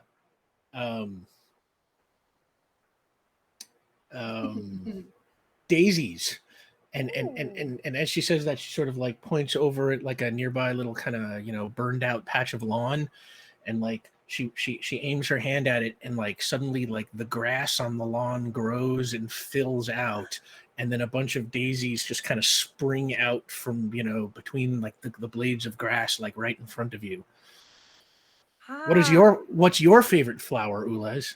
Oh, we have fallen in love with sunflowers. Oh, They can grow to be so tall and so vibrant. Oh yeah, I love those. And she kind of like points back at that lawn, and like a bunch of sunflowers just kind of like shoot up to like a tall height. She's like, pretty cool, huh? The filaments are incredible. Yeah, I work extra hard on the filaments. And then as she turns her attention back to you, like all of the flowers in the lawn just kind of die behind her. oh, And I got to keep concentrating on that to keep it up. But it was pretty cool, right? yeah, Oh, yes. Yes. That has been one of the highlights of our day. yeah, Uh, and probably good for the environment that you can't just like keep them going. All things considered. Yeah, I'm hoping maybe to get better at it someday. But so far, it's like, it takes like a lot of intense concentration to make stuff grow and then keep it, alive and thriving. And I'm hoping to use my intense concentration for this, investigating stuff. So, Right. all right. So you said you want us to The exact spot. Exact. exact spot. Well, Hector's done a lot of patrols. I know a couple of places he's been at. I don't know exactly which is the one he spotted the figures at. Why don't we start and we'll just hit them all? That sounds great. A lot of investigation is just wandering around. I'm Mhm. talking out of my hat. Ulez here knows way more about detective work. Oh, a lot of That's- wandering. We enjoy There we it. go. That's so cool. You're a wandering detective. That's awesome. With a base. But yes, would you be interested in being a junior detective? What does it pay? Wow. We have to talk to our assistant. Wow, got an assistant. Cool. Mm-hmm. She's like, well, let me think about it. Okay. And it's like, okay, this way. All right. And she leads you off to the west. And while you're heading over there, Benny, Dawn is just like, so okay, I got so many questions, like millions of questions. It's like, I'll answer as many as I can. I feel like, first of all, I should just, like, as a responsible person who is older than you, tell you that you shouldn't, like, run away from home without telling any of your adults where you are, because it's dangerous and it's a big city. But I am glad that I found you, and that I can answer your questions. So I don't know They where that don't- leaves, but go for it, I guess. they don't understand what it feels like. They would have just told me not to come, and I would have had to stay at home. Where, what if I hurt one of them? Yeah. I'd rather they be angry at me for striking out on my own to figure things out than be hurt too badly. And when this gets out of control, it really gets out of control. What happens? I mean, my whole body is kind of enveloped in this like electrical like aura, and sometimes there's, well, I don't know, for lack of a better word, lightning. And it kind of, you ever seen one of those little like lightning balls where you like put your finger on the side and it traces it around?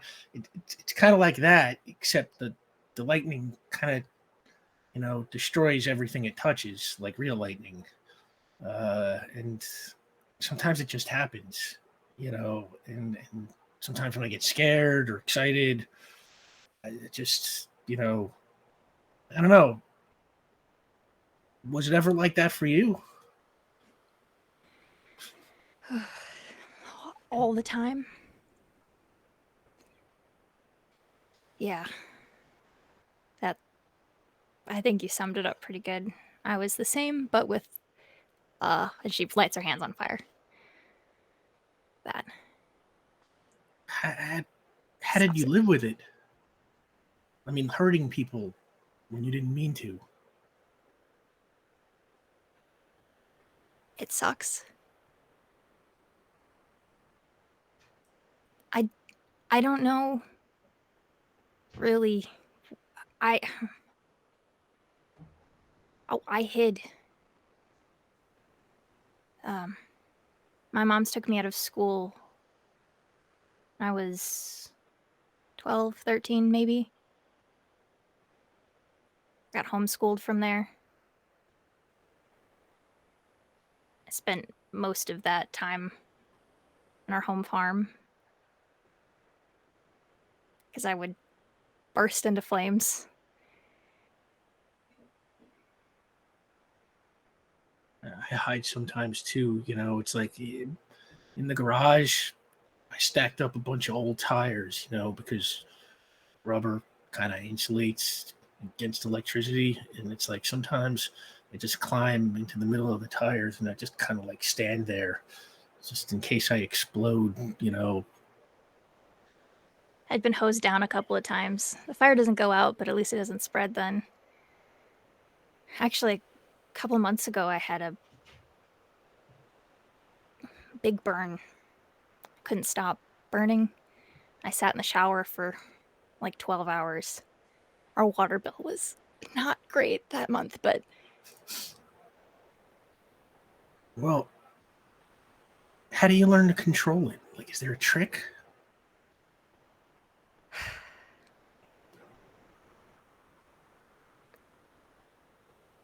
it's not easy to accept it, I guess.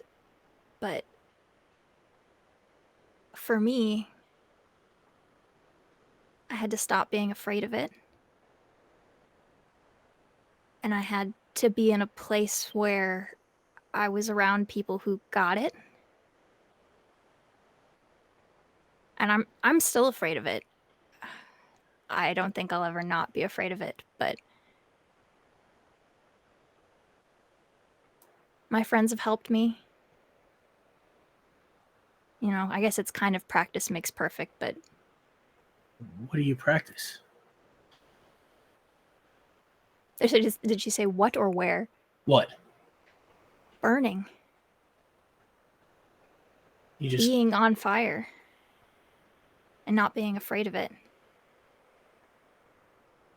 Getting to know it. show me. How far are we from the community center? Oh, pretty far. That's not going to happen here. How long have you been here? Have you been here for a while? Do you know of any buildings that are just totally not used by anyone? I mean, most of these buildings aren't used by anyone. Come on, I'll Okay, take cool. you somewhere. Yeah, let's go. And Don't want to do this in someone's living room. yeah, and the two of you strike out, and you leave the house. And as you're walking out, you can see that Haley and Lyman are, you know, talking to like a whole bunch of other like teenagers and young adults who are just kind of all assembled in the living room. And she's kind of like, you know, does anybody remember what Hector said about this or what Hector said? And you walk on by and you leave. Veon, Ulez, you arrive at the first location that Veronica is taking you to, and it is Victoria, right? Sorry, yes, Victoria. My bad. Is that what it is, or did I get it wrong? Wait, hang on. I could have very well got it Might wrong. have been Veronica. I No, have Veronica. It's Veronica. It's Veronica. I was right. Is Yeah. it Veronica? It's She's got a character sheet and everything. Veronica. I'm gonna update my handwritten note. No, it happens. We traffic in a lot of names in this game. So I figured out recently I've accidentally reused 2 names over the course of Power Play. It drives me crazy. Accidentally. Yeah, it was so accidentally. Sure. And yeah, so you arrive and you find yourselves at like a little kind of park area. It is, you know, it's like a block that is got no houses on it. It's just like a long stretch of grass that has like a bunch of benches. It looks like, you know, this used to be a retirement community. This is probably where all the old people came to sit down and like feed the birds or whatever, you know, watch the world passed them by or whatever, people do at retirement communities. Wow, that was depressing. Sorry. So Zero mission leisure. You know what I mean? Nice. We'll chop that out in editing. So we'll fix it in post. There are a bunch of benches and then a whole bunch of bushes and stuff. And Veronica says, I think Hector said it was in this park he saw 3 of those shapes hiding behind some of the bushes. Okay. I'm gonna take a second to turn off telepathy at my big magic, and I'm gonna switch it back on little magic. That was previously occupied by casting images. Okay, while I'll I'm just doing give you that. Real quick, hey Veronica, when you make the plants appear, they're real plants, right? Yeah, absolutely. I mean, like I said, they only last as long as I concentrate on them, but they're real. And they're like, and you're not pulling them from another place in the world, like they're like legitimately like brand new plants. I think so. I mean, wow, I never really thought about it like that, but as far as I know. Yeah, that's just cool. I'm sorry, I'm not trying to make a big deal about anything. I just think that it's very awesome that you have the ability to kind of just make life when you concentrate. wow. That's like a really beautiful power. Huh.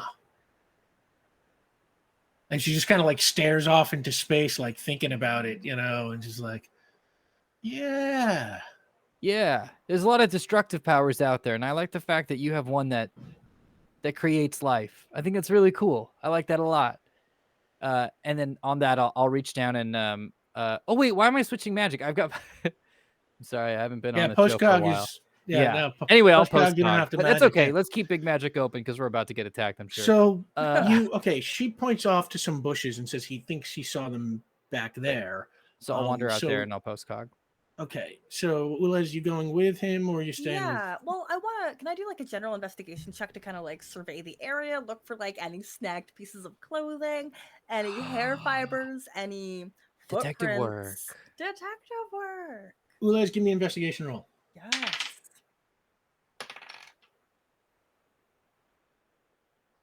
13? Yeah, 13. Such a good roll. Okay, Veon, what are you doing? I'm post cogging. Okay. Yeah. So I just roll and then I add 4. You also give me an investigation roll. Oh, okay. Yeah. Okay. Yeah, sure. All right. This is 7 plus roll. Oh my gosh, little pumpkin. So that's gonna be 13 as well. Nice. 13. Lucky number. Yeah. Shout out to Taylor Swift. All right. Ulez, you start walking around doing general investigation.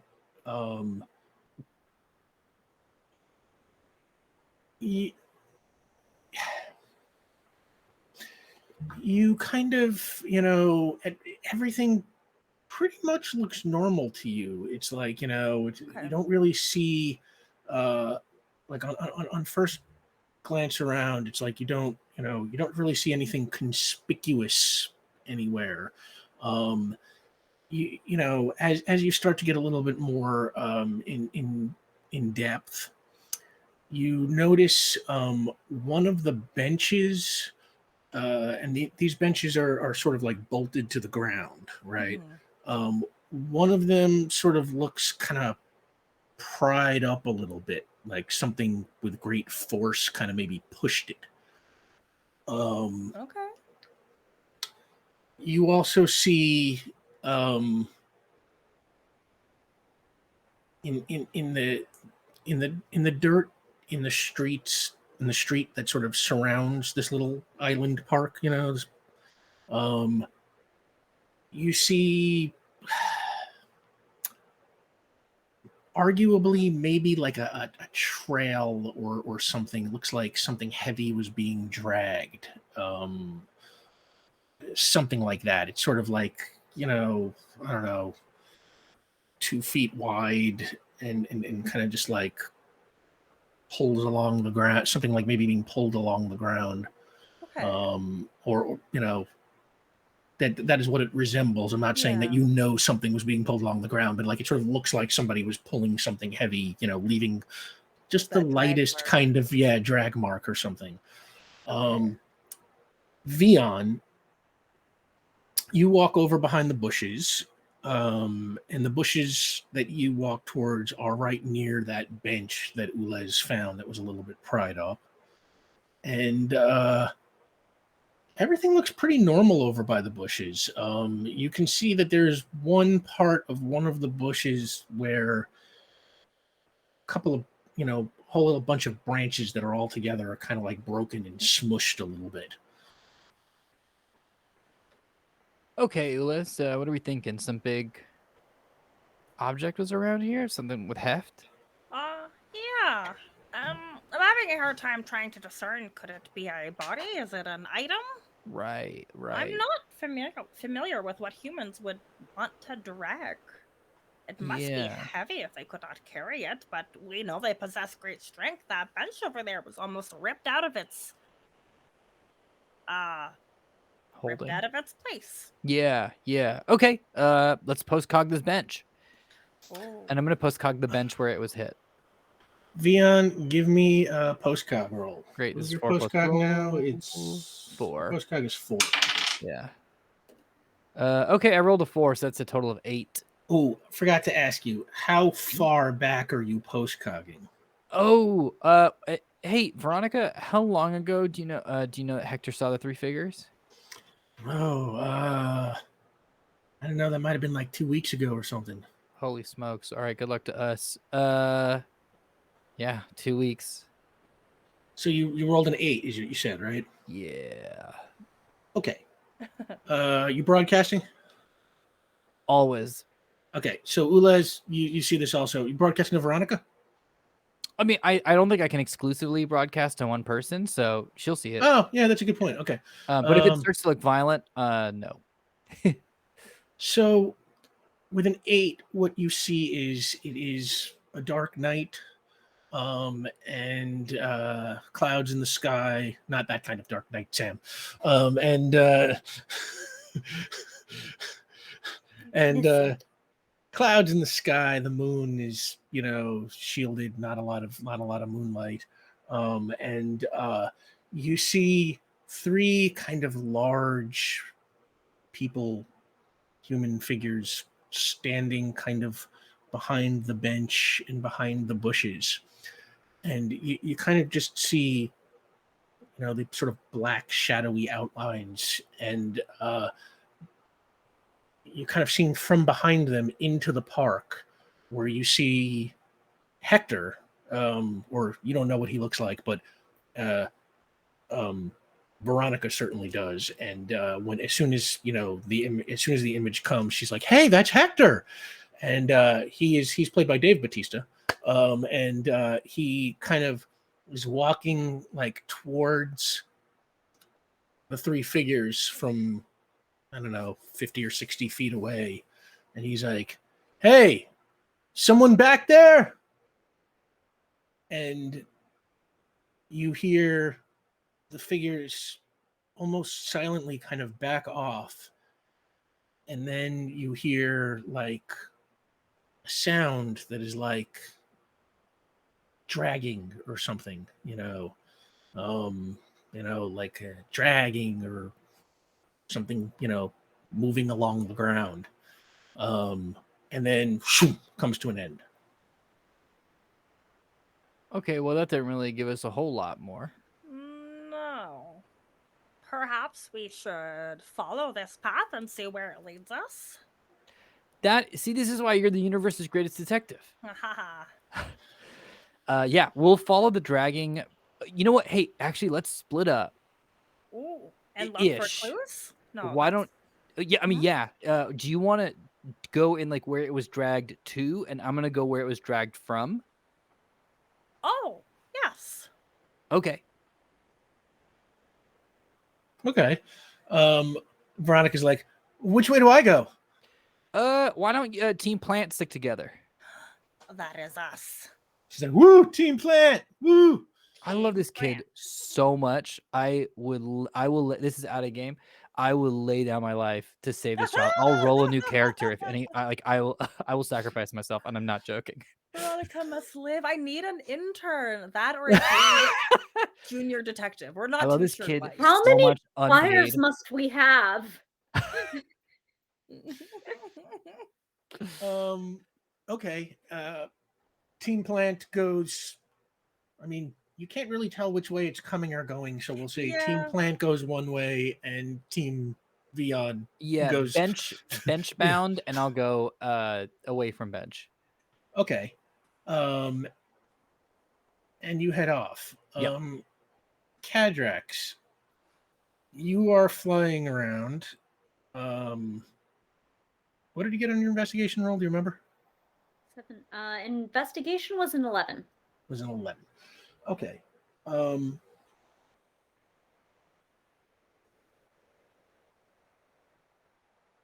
You are flying around, and how high, low would you say you are? I guess I can probably just make that up based on your 11. Okay.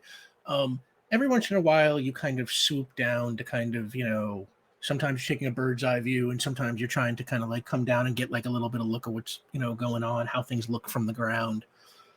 And you have also started to notice every once in a while that you see this drag mark on the ground in a couple of places.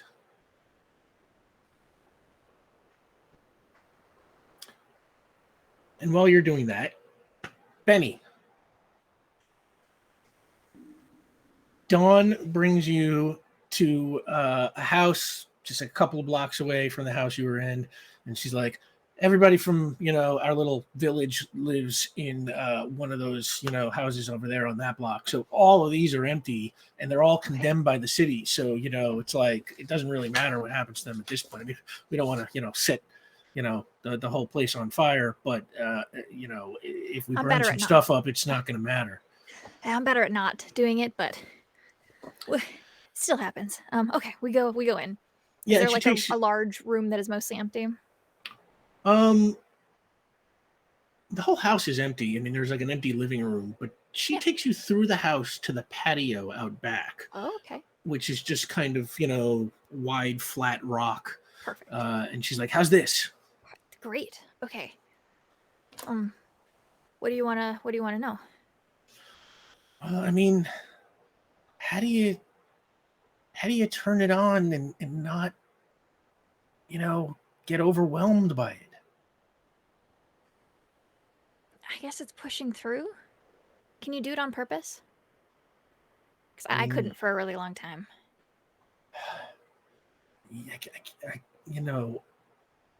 I can, but sometimes it's just some sparks, and sometimes I totally lose control, and it's impossible to tell what's going to be what. Okay. That's okay. We got this. Okay. I'm gonna flame on, and then lava kind of like melts into whatever. So 1 and 8. I think 1 aura, 8 lava or magma. Okay. Let me see. Anything. She kind of closes her eyes and then opens them, and her eyes are kind of got this like blue glow to it, and they start to like crackle, and then the crackle like spreads out over her whole body, and you are looking really quickly at this like electrical person, just like electricity in the shape of a person, but barely even a face there. And What's she's her like, posture like? Does she seem scared? She seems tense. arms at her side, she's kind of breathing heavily, and seems a little tense. Is it hurting you at all? It's like, no, it doesn't hurt, but it's a struggle to kind of keep it. And as Don't. she's talking, it's like you start to see these like lightning bolts like start to shoot out in all directions. Okay. One of them like right by you, Yeah. and it's like they're lightning, so it's like you can't dodge this stuff. You can't hurt me. Don't hold on to it. Just see what happens. She's like, no, I can't. It's like I'll destroy something. That's why we're here. You just said nothing. No one cares if anything happens to this place. Make a willpower roll. It's scary, but you don't hurt inherently. You're just scared. That's a 9. She's like, okay. And suddenly it's like, like I said, like it's like one of those little like lightning balls, just like lightning just starts Shake it shooting out. off in all directions. Shake it And out. she's just, she's like, I don't know, it's like, I don't know how far it goes. And it's like the as the You won't know seconds till tick you by, try. the lightning keeps shooting further. Bolt hits the house, bolt hits the lawn, bolt hits a street lamp that is, visible over the fence, and the street lamp just totters over and falls. Does the lawn What- start on fire at all from the lightning? No, it gets scorched real bad, and you can see like, Okay. a smoking spot on it. I'm gonna keep an And- eye out for if anything does start on fire. I'm gonna make sure she has I have her attention, and I'm gonna pull it back so she knows that I've got her. So I'm watching for any flame. And she's just like, what do I do? And it's like it's expanding further and further. We see what happens. And the lightning just, now these lightning bolts are like, as they're getting to be just huge. One of them strikes the house, and the house instantaneously, that part catches on fire and starts to burn. And Another one, I pull my hand back, and I use fire control, and I pull the flames off of me back into my body. give me a fire control roll. That is a. You have an uh-oh die with fire control. I do, but at first I need to. That's a 9, and for it's a burnout. I'm good. Good on Okay, so this is element control. Mhm. You can move it in. It's telekinesis, but with my element. Telekinesis with your element. Okay. So just to make sure I'm doing this right, give me one quick second. Say the power level. Use your willpower as your kinetic coordination. Okay, sure. So another bolt strikes the garage behind you, catches on fire. I do the same. Give me another fire control roll. That's an 11. Uh-oh die. Die is good. Okay. And as she's standing there, you can just basically see it's just like, there's this barely visible human figure in this like blur of lightning just shooting in every direction. And then she's like, going to kind of breathe. And it's like, breathe. I am breathing. In and out, very slow. Very Deep slow. breaths. In and out. Deep breaths. You're scared, and it's going to keep getting bigger. Slower. And as she breathes, it's like it stops expanding, and it's just sort of holding. And she's like, I'm doing it. And as she says that, it's like all of a sudden there's just like, this flash, crackle, and a lightning bolt shoots straight at you. Mm-hmm. Any roll coordination. It's only a 6. You are struck just dead on. How much do you absorb when you're in fire? 9 now. Okay. This knocks you on your ass. Mm-hmm. You don't take any damage from it, but you feel it. Mm-hmm. It's Yeah. like, it's like when the lightning contracts, like all your muscles contract, and it's like, kind of, it just The really, form like rattles, like the lava has like a weird reaction to it, probably. Yeah, and she's like, "Oh my god, I'm so sorry." Okay. And she kind of like gets up and is like, "I'm okay. I told you can't hurt me. And I the just lightning, I just fell." it all just stops and turns off. And she, I did it. I turned it off. It's like, this is great. Oh my god. Sometimes you just need to let it all out. She's looking at it. She's like, I can't wait to go show Hector. Let's go find him. Come on. Hey, Dawn. That's why we're here. Huh?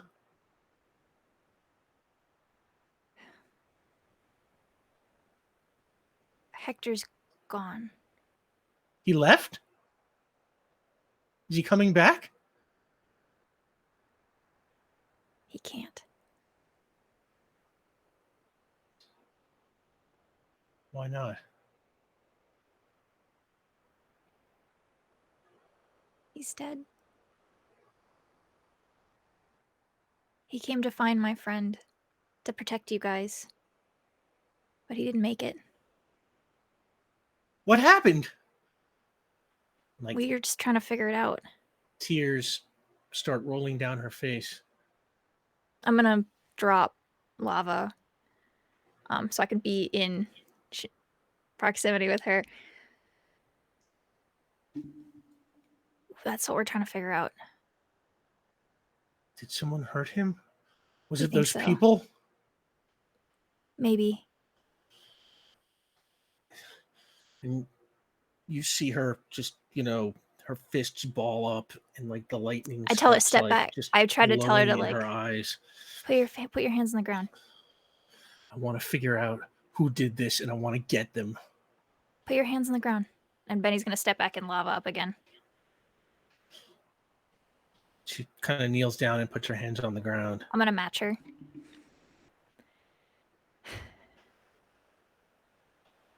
Your powers, I'm guessing, if they're like mine, they're tied to your emotions. And you gotta feel them. You can't not. But it's okay to let it out sometimes. Just gotta be Well, careful. I really want to let it out now. Do it. Where are they?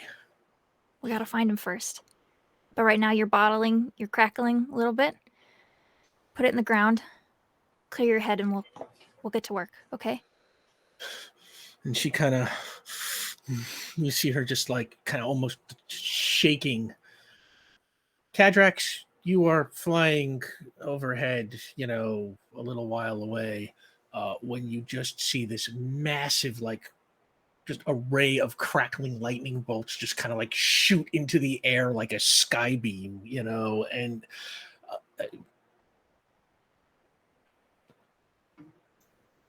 now, Ulez, you and Veronica follow the trail. Give me an investigation roll. All right. That is going to be mediocre. 9, 10, 11. 11. 11.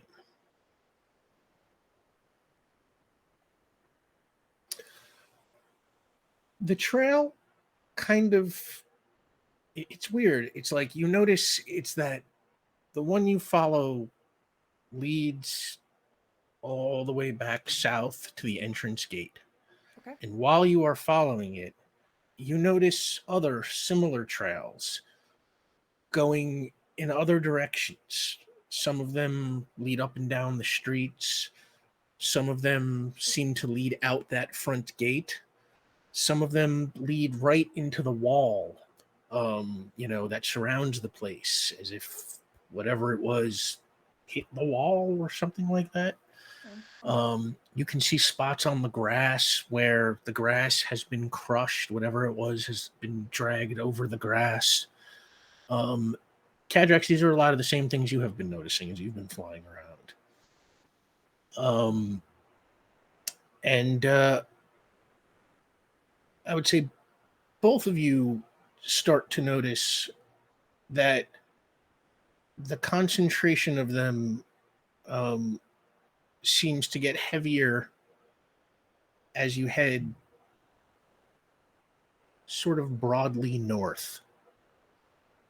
Is to say is that like the vast majority of the tracks seem to be on the northern side, and the ones that kind of cut through towards the south seem to channel towards the front gate, as if whatever was being dragged was just dragged out the front or something, but they don't spread around. They don't spread around as much on the southern half as they do on the northern half. Veronica, has there been any notice of items that have been going missing in the past 2 weeks? I mean, there's not really that much here to go missing. Most of these houses are just totally empty. It's like, we've only got like the furniture, that's in the couple of houses we occupy. And I mean, I can't imagine anybody would want to steal that. It's like Hector just, it's like, whenever some rich guy throws away his living room set, Hector kind of like drags piece by piece back here. But all that furniture's, I don't know, it's been there for a while. And it's all still there, so I can't imagine anybody, took our couch and dragged it around all over.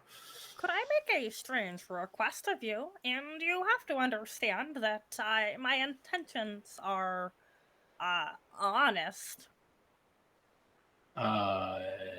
Yeah, sure. I love strange requests.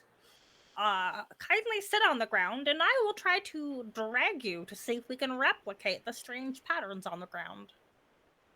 Cool, like we'll play sled, but there's no snow, so I don't know. This doesn't sound like all right.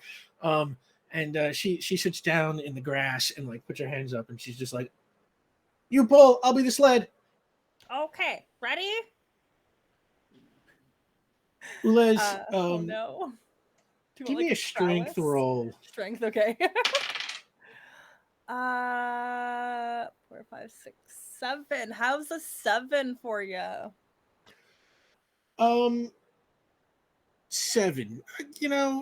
At 7, I mean, Veronica's not that big, and she's not resisting you either. So, you are able to slowly drag her through the grass, and then just towards the edge of the grass into kind of like the dust in the street, and you see that immediate. Actually, I'll tell you what. Give me an investigation roll. Yeah. Yeah. That becomes 12, 13, 14. 14. You see it's pretty obviously apparent that the track you're making in the grass is not as deep and pronounced. Veronica is clearly lighter than whatever made this track, and it's not as wide either. Not even the track is I don't know 2 feet wide. Veronica obviously leaves a much narrower trail. Well then, I thank you for your participation in this experiment. Unfortunately, it has not led to the conclusion that I was hoping for. It was fun though. Maybe we can find like a hill to slide down. Oh, You ever do any skateboarding? No. Oh, I bet you'd be awesome at it. Do you slide with a skateboard down a snowy hill? Well, no, that's snowboarding, which is actually even more awesome.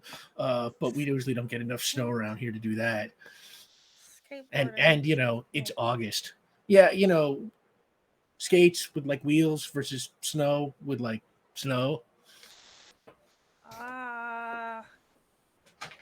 Okay, so let us continue. Perhaps we should meet up with Veon. Okay, I will assume you touch base with Veon and find out where he is and head that way. Veon, while we're talking about you, hello. You followed the track in the other direction. Yeah. Give me an investigation roll. Great. 7 plus roll. That's going to be a 13. Sorry, 12. Sorry about that. 12. Okay.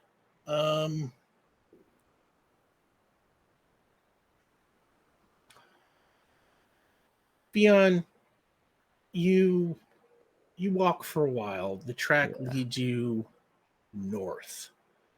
And you follow it over some grass, through some dirt. Yeah.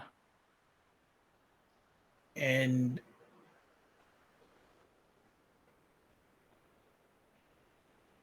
you continue on north. Yeah. This whole place is kind of circular, and you were coming up from the west, and you're headed now essentially northeast. And the track sort of leads almost to, in the direction of like where, the apex of the circle would be. I don't know what you call it, like the top point. And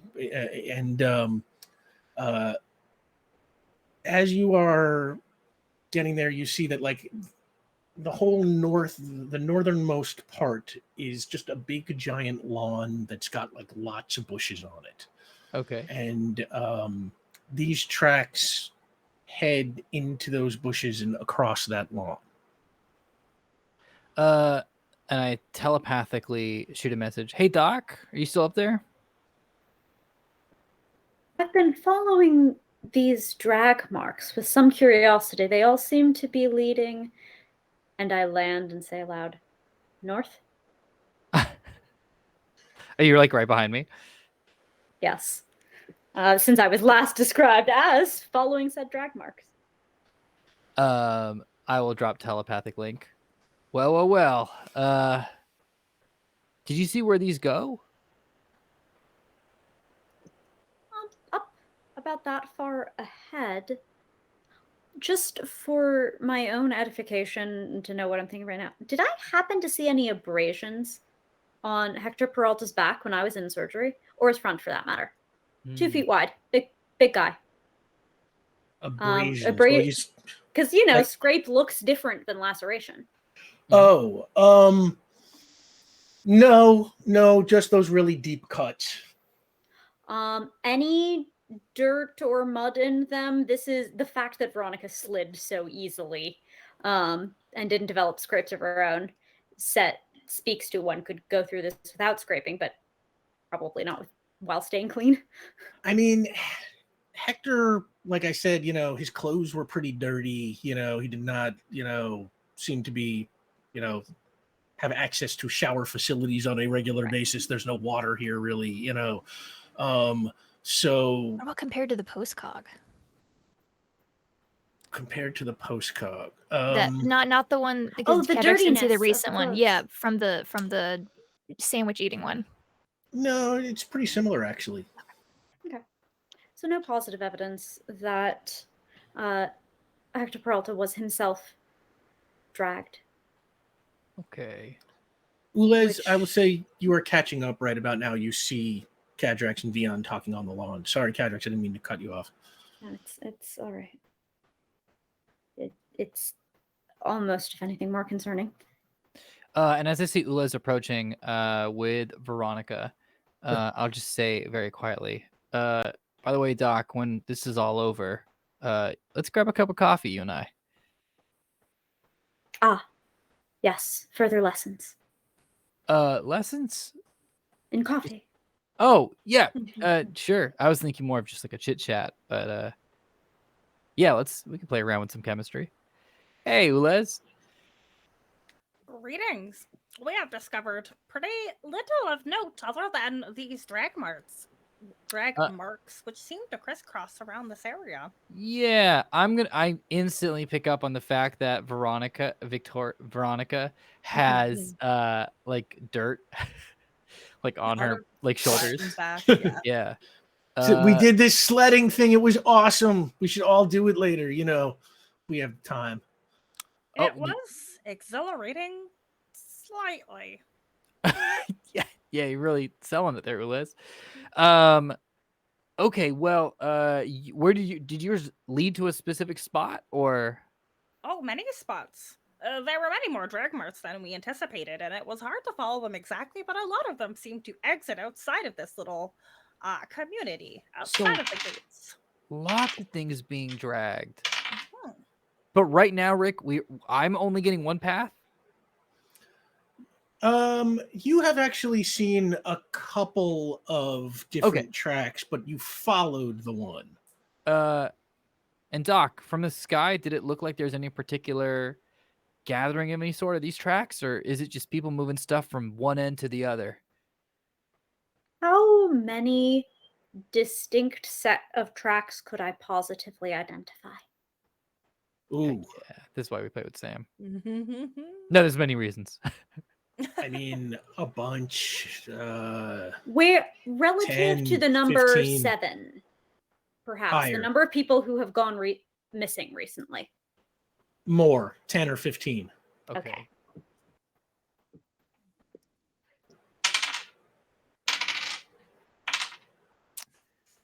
Huh. Listen, I'm just gonna say I think that what we need to do is see what's up beyond this spot where people are bringing stuff from. I mean, if they're dragging stuff to the street, they're pulling it from somewhere. Mm-hmm. Ping. What are is you where we pinging? Play with Just stuff. like ahead of you? us. Yes. To the north? Yes. Give me a ping roll.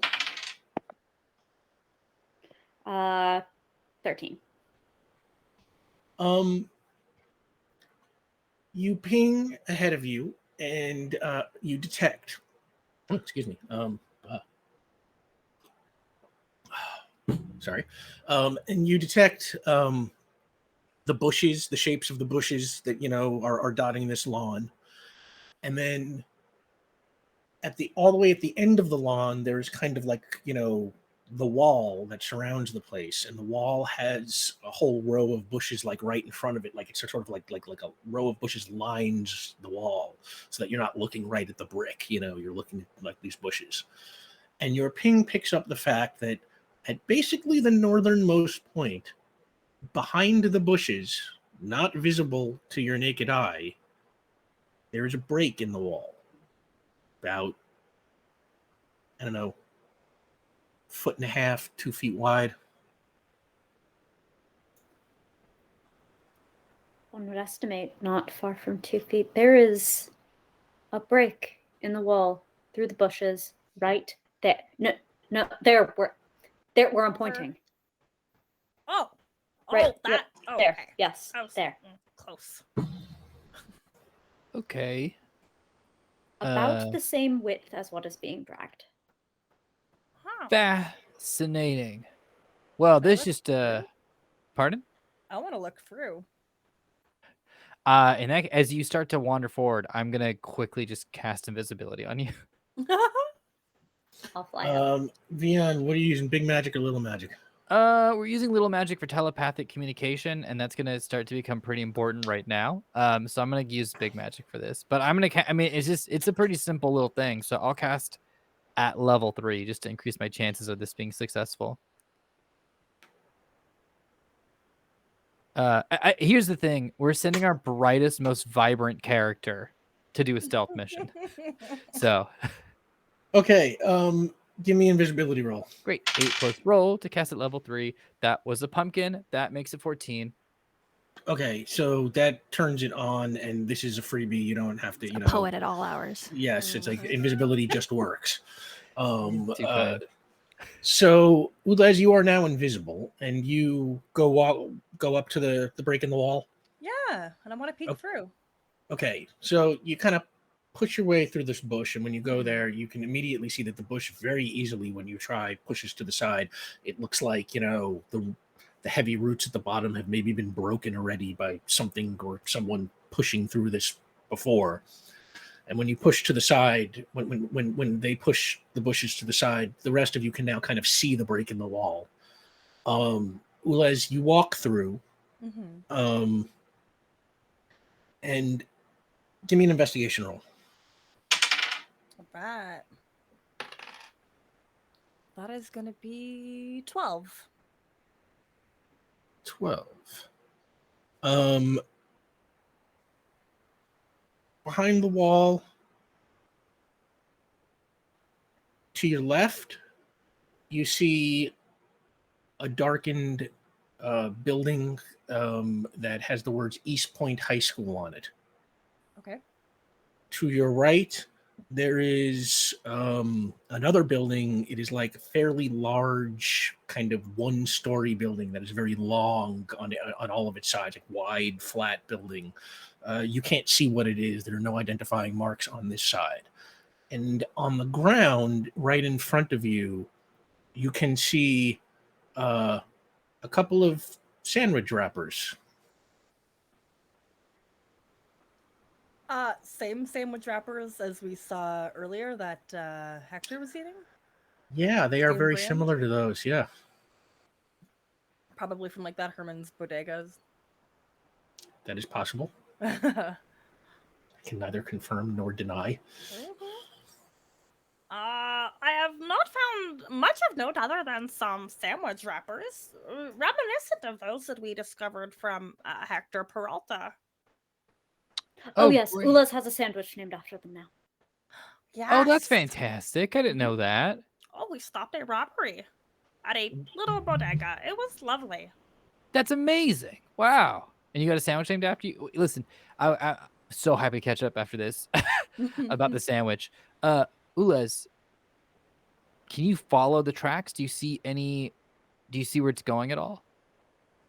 It's probably concrete on the other side, right? So there's not necessarily tracks. It is, yeah, it is like a parking lot that is Mhm. essentially, all blacktop. Okay. You hang tight. Veon, could you postcog a sandwich wrapper? You and I were having the exact same thought, except sandwich wrapper, that's smarter. I was gonna postcog ground. Great. Oh. And I like phased through the wall. Okay, yeah, you can do that. I mean, there's a hole in the wall, but you are welcome to phase through. Yes, And blocking Not the climbing. hole. She's extra. She's extra. give me a postcog roll. Great. This is 4 plus roll. Hee hee. That's 8 again. 8 What are you gonna again. do? So you're broadcasting, so Kajax, Ulez, Veronica all see Hector finishing the last bite of his sandwich, standing there in the dark. He looks off into the parking lot and he sees, just for a second, it maybe looks like something kind of roll around the side of the long flat building.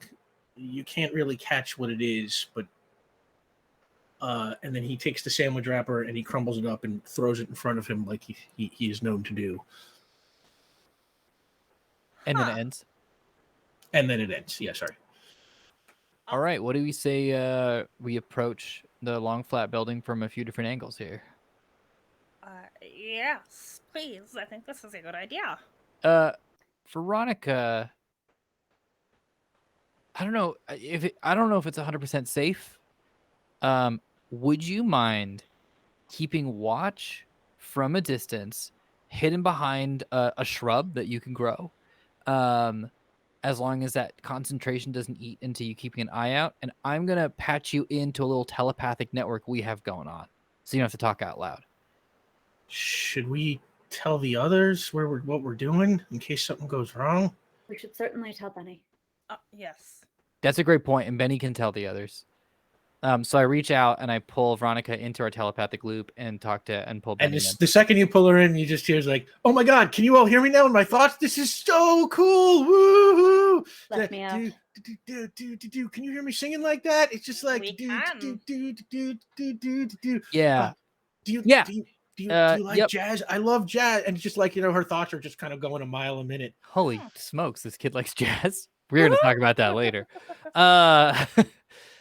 Hey Benny, real quick update. We have found a hole in the fence. Ula's masterfully traced pretty much to where the stuff is coming from, these track marks that we're investigating. So we're gonna go do that. We're on the north side of the community over by a high school. Just so you know. If we go missing, that's where we are.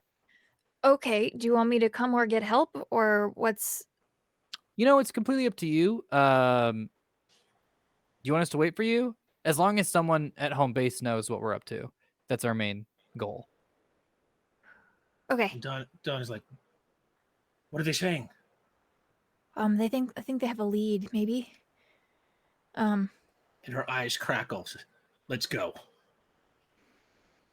Okay. I don't know if I can, in good conscience, put you in danger right now, because we don't know what this is. Well, then you go and I'll wait here. I'll go back to the house. Yeah, I was gonna say, But I don't want you to wait here. I need your help. I need you to go let the rest of your crew know where we're going and that we might need backup. I'll do that. They might need the lava lady. I'm gonna take out my earpiece and I'm gonna give it to her. I'm gonna say, I need your help, okay? And I'm gonna help her put it in her ear. if we need help, you're our landline, okay? You need to send help. It's gonna go through you, all right? Yeah, Okay. you just call me. I'll bring everybody. Okay. We're going north through the north fence is what I've been given. But we'll keep you in loop, okay? The north fence. Okay. Is that the information I was given? Yeah, the information that I gave to you telepathically, now realizing that we have earpieces. Yeah, whatever. It's all good. It's all good. Yeah, you can communicate by whatever means works. Been like Yeah, it's been we a mix month. it up. Okay. All right, you stay safe. Head back, and we'll be in touch, okay? I'll be waiting. And I'll jog off. All right, Benny, you head up to meet them. The rest of you, what are you doing? Well, if Benny's coming, we're waiting. Mm-hmm. I would like to do some advanced reconnaissance then. Okay. Do That'd you be want to a go very good invisible? idea. Oh, I'm invisible still. Who said that? Oh. Ha ha ha ha. You can't see me. Doc, you want invisibility or are you okay up in the air? I will be flying. If something attacks me in the air, you will be able to infer their location. Great. Very reassuring. Thanks, Doc. Kadrax, what are you doing exactly? You're flying over this building? Like, or around Yes. it, or? Over, around, I'm prepositioning the building. Okay. And I'm pinging as I go. Okay. You fly around the building, very high to get a look at it. And you can see from the front of it, there's a big, giant, glowing neon sign that says Thunder Wonder Roller Rink and Arcade.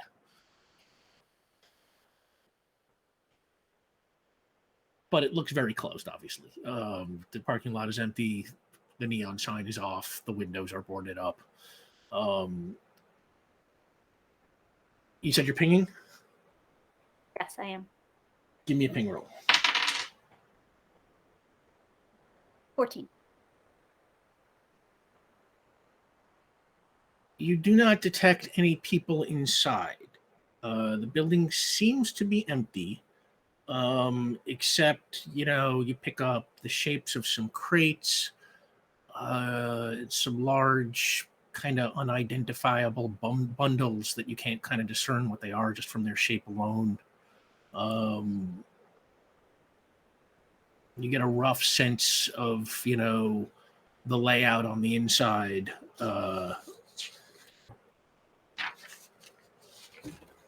And you see, as you are flying over those tracks that you were following, a whole bunch of them just go right up to the front door of this place.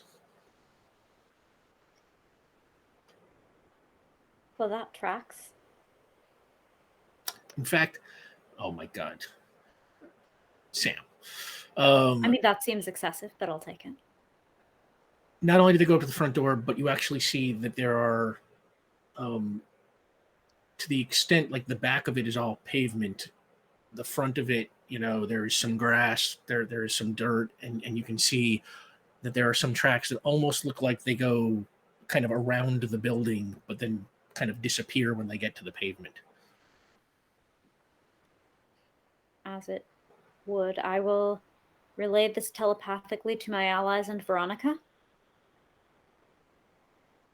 Oh, this is very good news. Then we must approach cautiously, but we have found what we have been searching for, I think. We thought so when we approached Golden Gardens. We should therefore have greater caution this time. Yes. Benny, you were with them, with Dawn. Do they have any sort of census of their people and their respective abilities? They said that there was around 30, 35 people, but I'm sure, I think they have been talking to them recently, or at least they're kind of aware. Do you want to ask? Benny, the tracks lead out.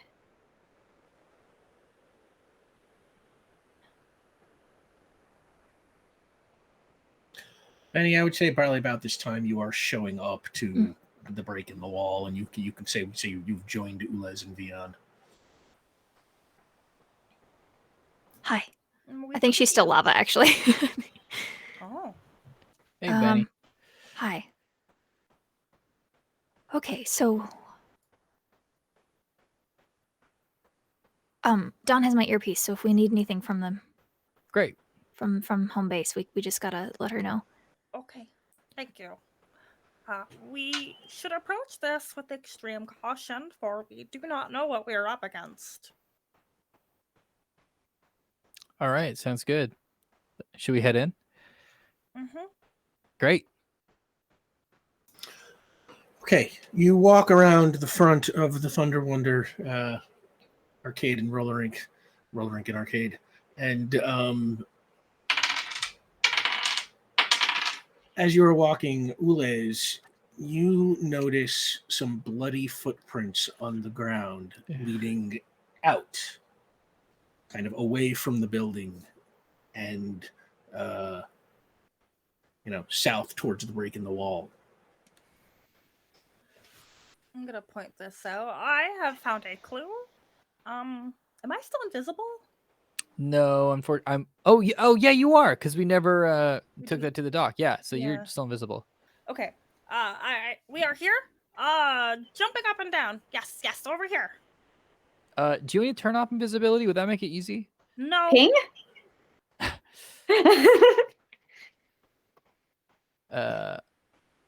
Okay. How about you? Can you kick something nearby you? This is. They're right there. I can't. Something- The sound of our feet. Step. It is very loud. I'm trying. Surely even a human could perceive this. First of all, a We little are racist. stomping now. Second of all, It's speciesist, but I guess I'll do an investigation roll to try.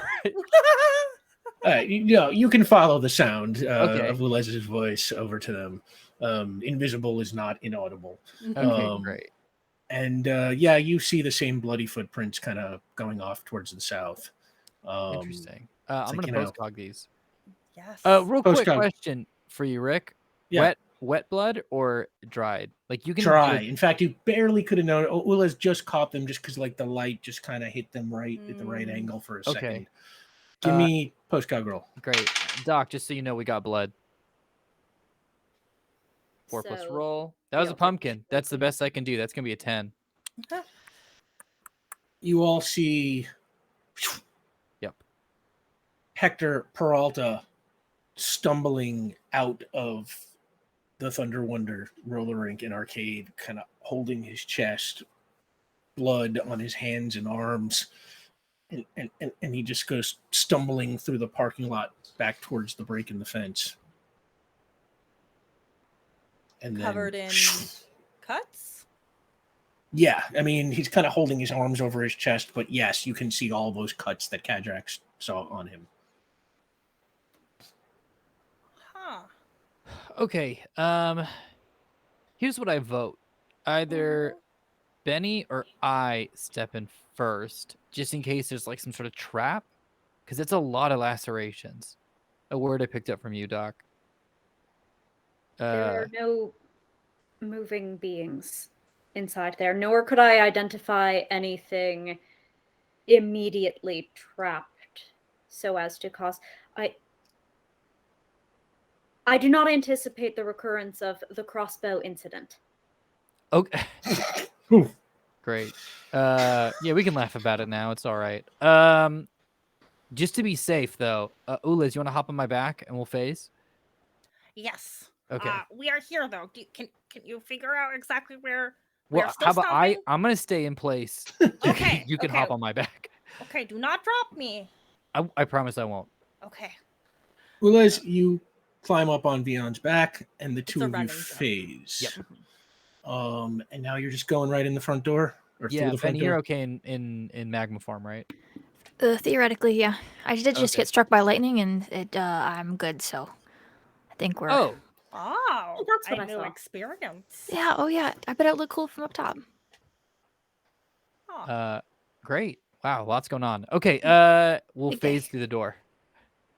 You go through the door, and most of the area inside is occupied by a giant roller rink in the center. Do me a favor, everybody give me an investigation roll who's inside. Kadrax, you're staying outside or you came in behind them? What's going on? I came in behind them. Okay. So everyone give me an investigation roll and tell me what you got. Great. 11. Wow, nice. 11 for, what do you get, Veon? I got 9. 9, Kadrax? Same. Yeah. Same. Okay. Like I said, most of the area is occupied by this big, giant, empty roller rink.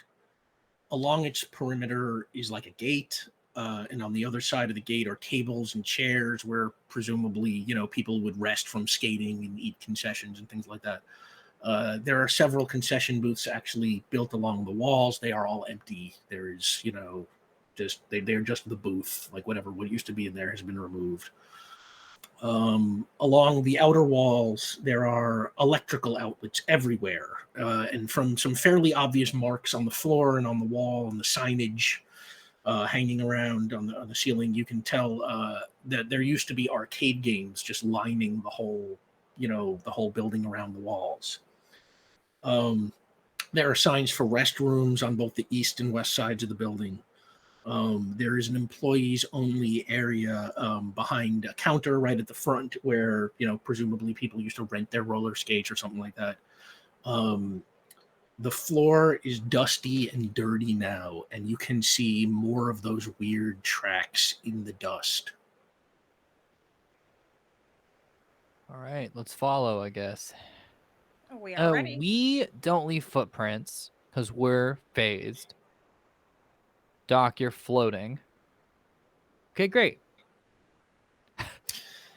So you start following the tracks, and Actually, hey, Ules, do you mind if I drop your invisibility?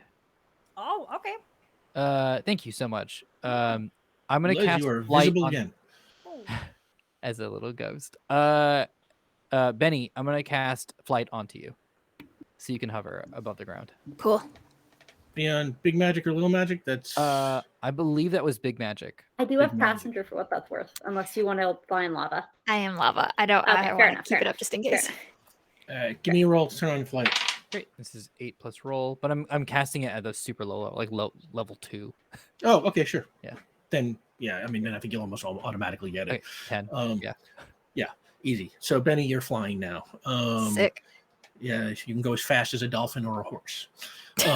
Dolphin or a horse? That's what it says on the Good. benchmark table for level 2. Good. And you all head, follow the tracks kind of towards the center of the roller rink. And as you move, you start to hear this sound. Kadrax, you hear it first. It sounds like something rolling.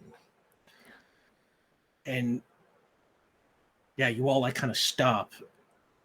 And then from out of the shadows on the other side towards the center of the roller rink, these 3 large spheres covered in sharp, jagged pieces of shell roll towards you and suddenly start to morph into humanoid form. Kadrax, you are the only person. No, Kadrax and Ules, you are the only people here who know what you are looking at. Oh no! It does not take long, but after a few moments, you are all looking at 3 men built out of what looks like razor blades, which Kadrax and Ules, you recognize immediately as he says, I am a scout of the Alpha Combine.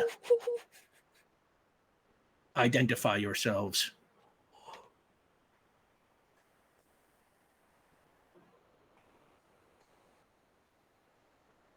I would like to create a crevasse under all of them.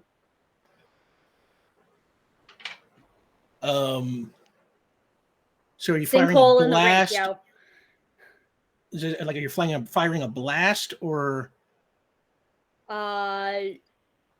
Possibly. I mean, so we're in a place that has the environmental quality of earthquake. Like earthquake stuff. Damage. Remember, Yeah, we put absolutely. that in a very long time ago. 100%. I'm using that structural vulnerability And you can determine whether or not that counts as like a complex task because I'm working on the ground, not really targeting the people. Well, the alpha combat enemies. All right, I'll tell you what. Let's call it a complex task. Okay. Give me a complex task roll.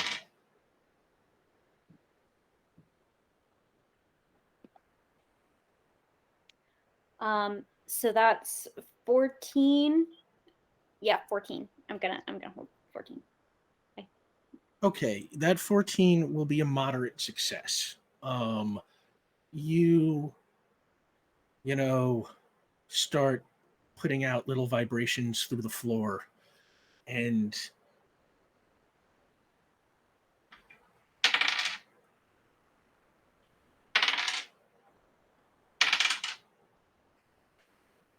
the floor just breaks underneath them.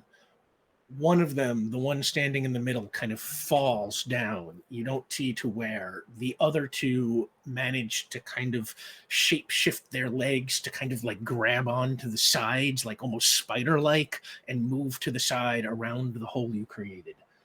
Everybody roll initiative.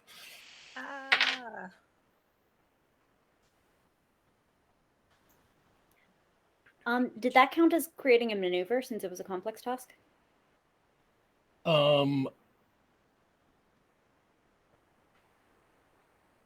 Were you trying to? Because I'm like affecting the environment, and I think usually that's like a qualities thing because I wasn't trying to do damage on them.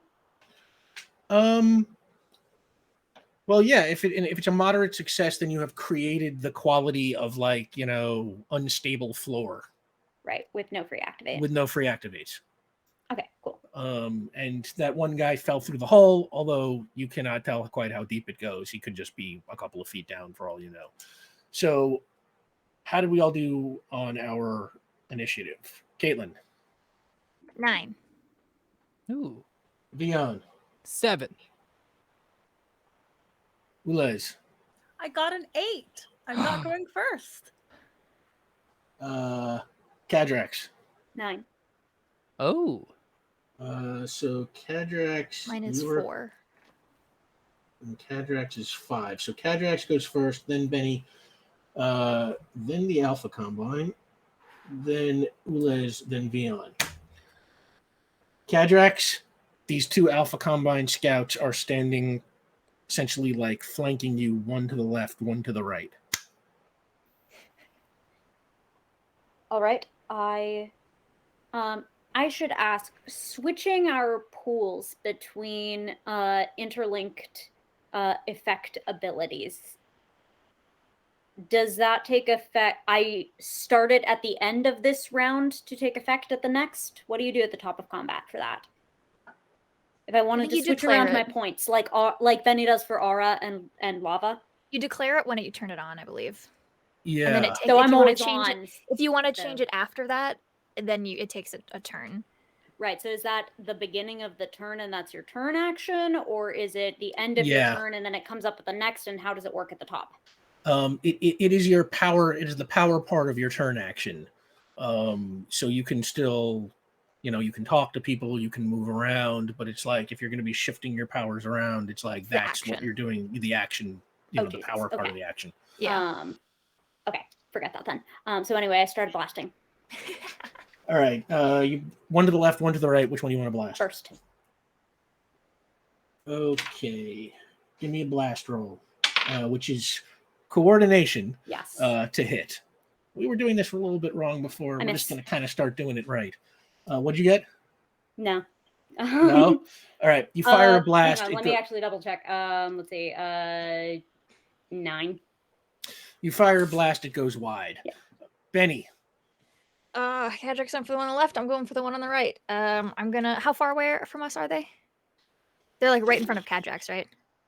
Yeah, they're closer to Cadrax than they are to you. Probably, I have reached 10 feet away from you. 15 feet away, something like that. Yeah, I'm just gonna do like a punch. I'm gonna start moving towards them and do like an extended punch to hit. All right, give me a prowess roll. Okay. Are you already on fire, right? Yeah, yeah. I declared it when I had first turned Yeah, on. you were- Forever was 1 and 8. So. Okay. Here we go. Okay. Okay.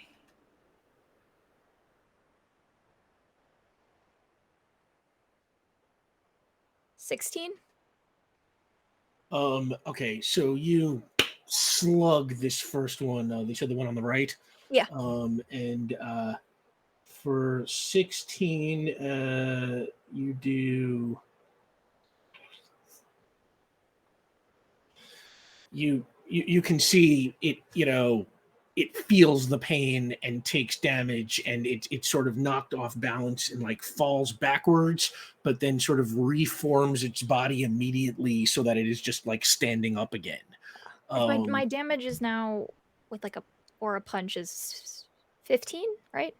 Yeah, your damage. Well, the total damage is It's 15. 15. But then Yeah, I know it's he probably wouldn't modified take all of by it. Yeah, yeah, right. yeah. I was just trying to remember what it was. Yeah, cool.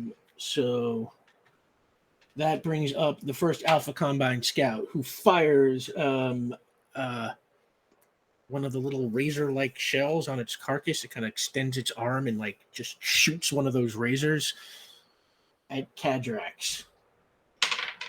Cadrax, give me a coordination roll. So this one is still reflection eligible. Oh yeah, this is reflection eligible for Yep. sure. Ooh, okay, cool. Because that was an 11 on the reflect. Okay, so it hits you and just right back at it. Wow, it's been a while.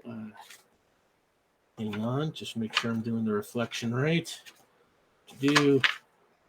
Reflection can take. Test your reflection power as a reaction with the attacking effects level as the difficulty. Okay. And what did you say you got on your 11. reflection roll? 11.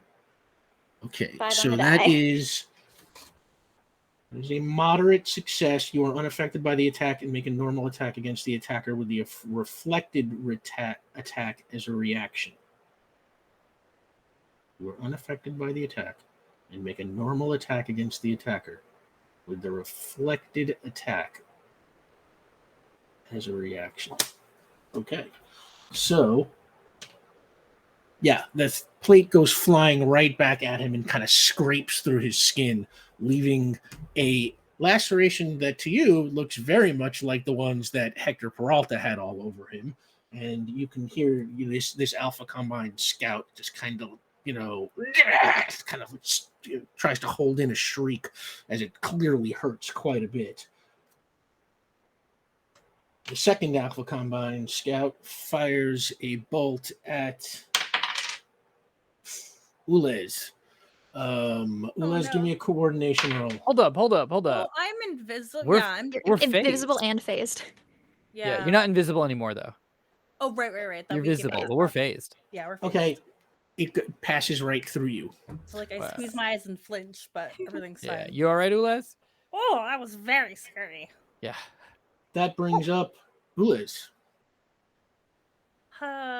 Okay. So here's what I want to do. The Alpha Combine. What do I know about their manufacture? Like, what do I know about their anatomy? I guess. I mean, not a tremendous amount, really just your experience that you had with them on what was that planet called in your origin story? Wow, it's been a while. I should have looked that up. But That's okay, that planet. Yep. give me an intellect roll. I'll tell you what. Because I mean, I will burn my turn to use I'm learning. To just be like kind of contemplative, just sitting on top of Veon's shoulders while I'm thinking back about like, what do I know about them? What can I use against them? Like, how do I turn Philo myself 28 was the name of that planet. By the way. and that's gonna be a 10 total. 10 total. You remember that these guys were pretty tough, pretty tenacious, kind of hard to knock down. But you spent most of your time running from it, so Yes. essentially leaving most of the combat to your companions. So I'm sure you they don't told me know. something. all that much. So if you're going to burn your turn to do an I'm learning, I will give you That point of I will give you a determination. point of determination, and you essentially, just kind of watch and study. Okay. You might learn something, you might not. It might be useful, it might not, but you're watching. That Mhm. brings up Veon Vigor. Sorry, there's a police car going by. I don't know if you can hear it. Well, at least you apologized. There it goes. Our runaway military budget. So the thing is, I don't know if I need to. I don't know if I'm gonna earn a point of determination with this, but what I would like to do actually is link you and me, Ulez, in one of these Alpha Combine members telepathically. That one is unwilling, so I'm gonna have to roll for that against willpower. Yeah. It's gonna be my magic roll. It's gonna be 3+ roll against their willpower. Ooh, I give me a understand this willpower might not roll. work, but I'm not attacking. Like I genuinely I don't know anything. You know what I mean? So here we go. Okay, I got an 8. You are unable to establish a link with the scout. That's all right. Just want to see something here.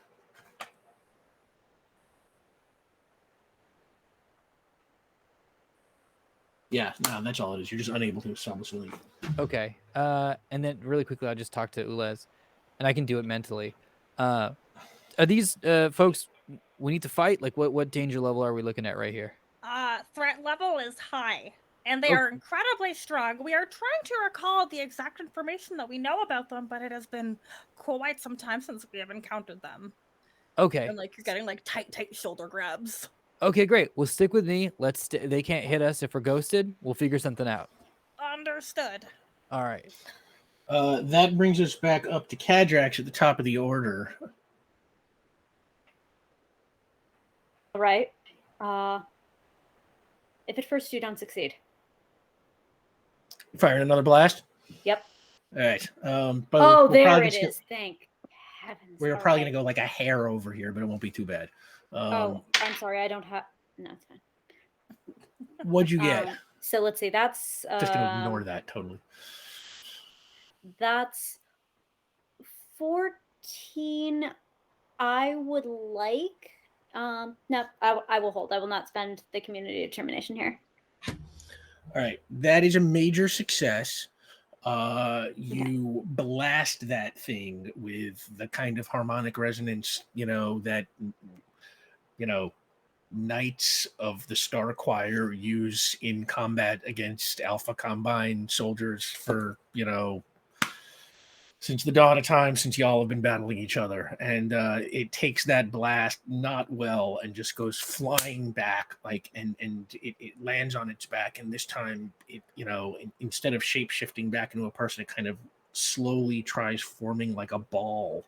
And it's not a smooth shapeshift like the previous one. It's sort of, it's like watching silly putty, kind of, mush around. It sort of seems, it is a little rattled by it. Did I both in burst? What? Did I miss on the other one? Because I do have burst on my harmonic resonance. Oh, right. What did you get again? 14? Yes.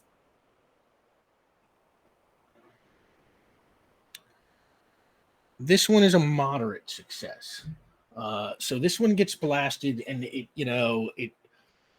gets knocked back, and it quickly forms into a ball and rolls around to the other side of you. So essentially now, instead of being standing in front of the hole, it is now standing behind all of you. And they both take damage.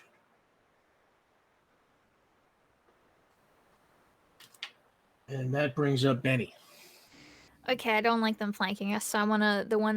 Is the one that's behind us the one that I hit first, or is that the one that Cadrax was hitting in first? The one that is behind you is Is that the one on the right? The one on the yes, the one on the right. Okay, phew, I'm going back after that one. I just kind of want to whirl around. I'm flying, so I can kind of I got some movement here, and I want to go and hit him again. All right, give me a prowess roll. Okay. Here we Okay, that's 17. Eat Um, magma, bro. Let's go. yeah, okay, that is a major success. What did you say your full damage is? 15. 15. And that guy goes down. He is knocked out. Knocked out an orb. Let's go. The other Alpha Combine Scout forms back into the shape of a person, but because he was stunned by Kadrax, he cannot attack. That brings up Ulez. Okay. We're pretty much same spot, huh, Veon? Yeah, I mean Like, we're we didn't move. yeah. No, Okay. we haven't moved yet. Gosh. Ulas is gonna choose violence. So walk me through how my light blast works now, because I haven't actually done any blasts since we've changed it, or since Yeah. now we're doing it.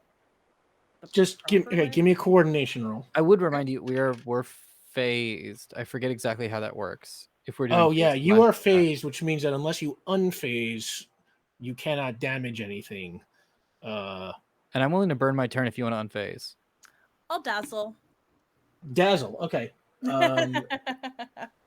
For Dazzle,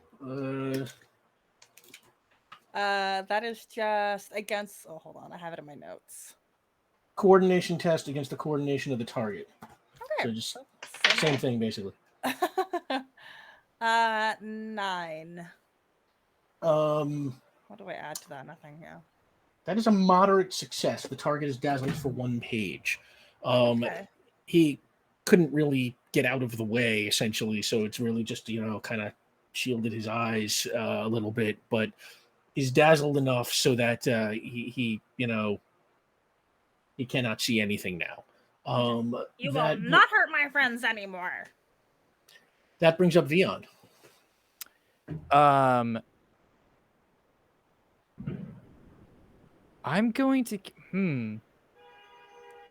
I'm going to cast.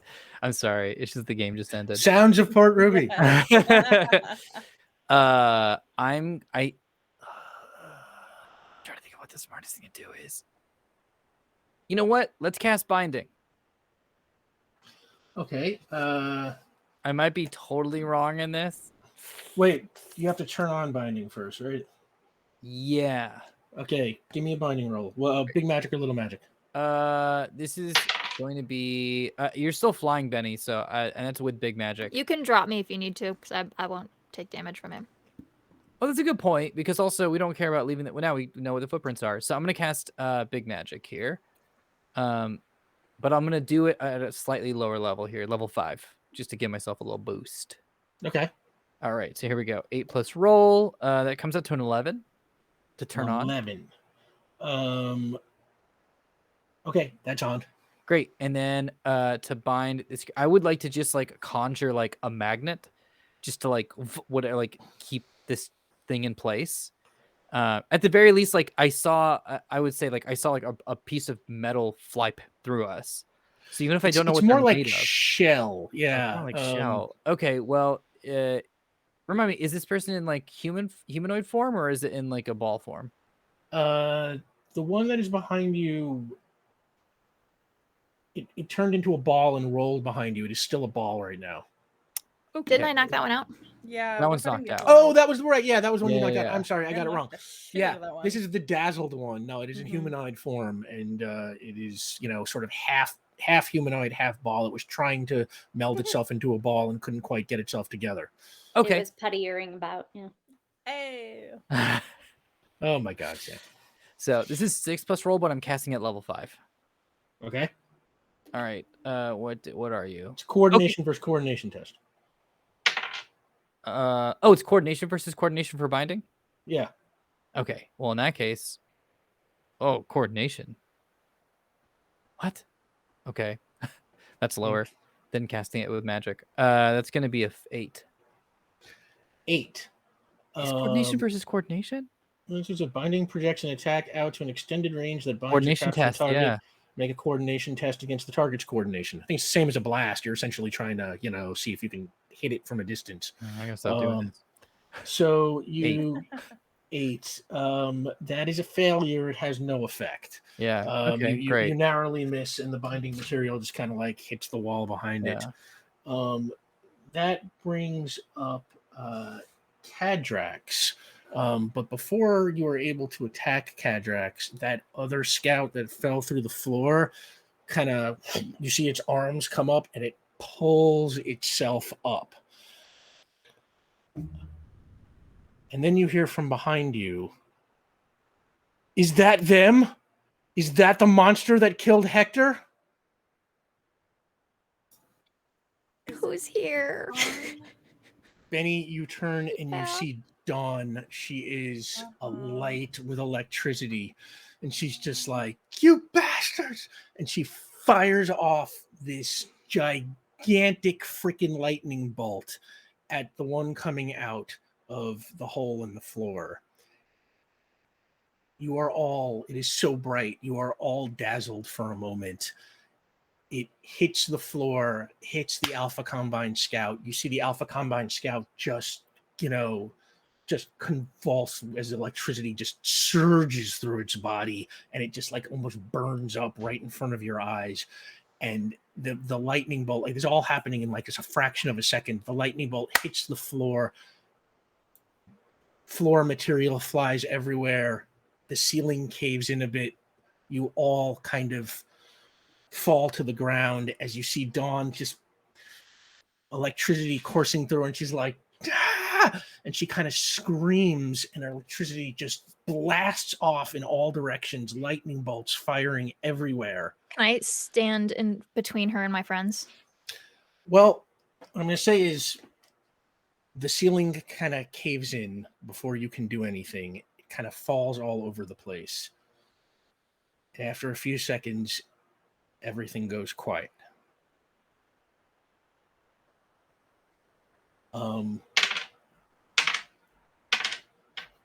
Is she okay? All right, I just want to get in front of her anyways, but yeah. None of you are knocked out, but you are all sort of, as the ceiling kind of falls on top of you, you are all sort of knocked down.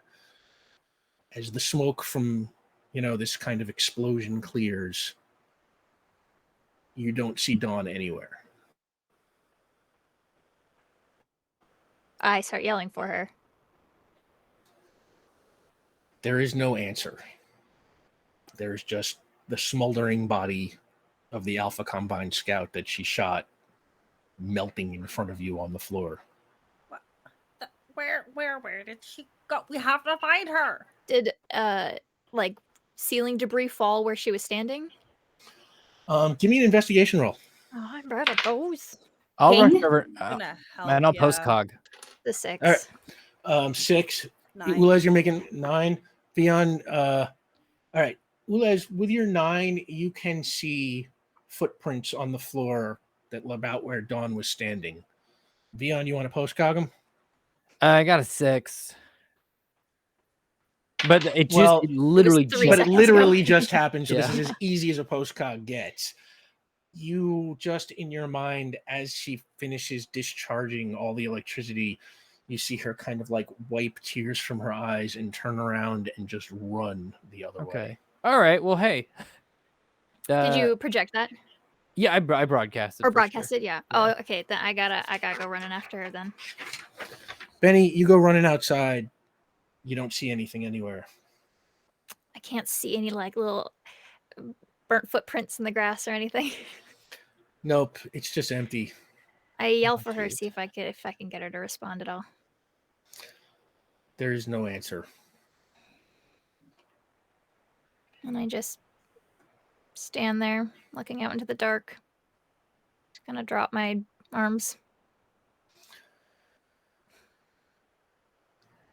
To keep things moving, I'm going to say about at this point, the sun is coming up. Okay. And I'll say the 4 of you go back to Golden Gardens to see if Dawn went back home or, back to the others. They say she did not show up. Anything else you want to do right now? I want to leave a note for her if she comes back for them to give to her. What does it say? It says, "You don't have to do this alone," with my phone number. Signed, the Lava Lady. Oh. Parentheses, Benny. And you leave that with Haley, who says they will keep an eye out for her. I'm guessing that little display probably fried the earpiece, so we probably aren't going to be able to get in contact her with that. But Oh, good point. If it didn't, she is not responding. yeah, And you are down an earpiece once again. yeah. Ulas, is there any way you could track that? If it's dead, probably not. Yeah. Hmm. Can I confirm that it's dead? Can I interface with my own earpiece? Give it a shot. Give me an interface roll. That comes out of my intellect, which is a 9. You kind of try and ping it through its system, and it responds as if there is no additional earpiece, just 3. No, it's definitely dead. Okay. However, Veronica, there you are. Yeah.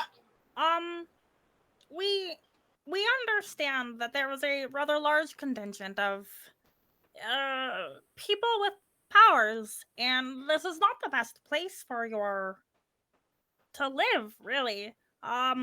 We don't know how to necessarily offer this, but if we could help take care of this community, we have a lot of people who'd be interested in helping.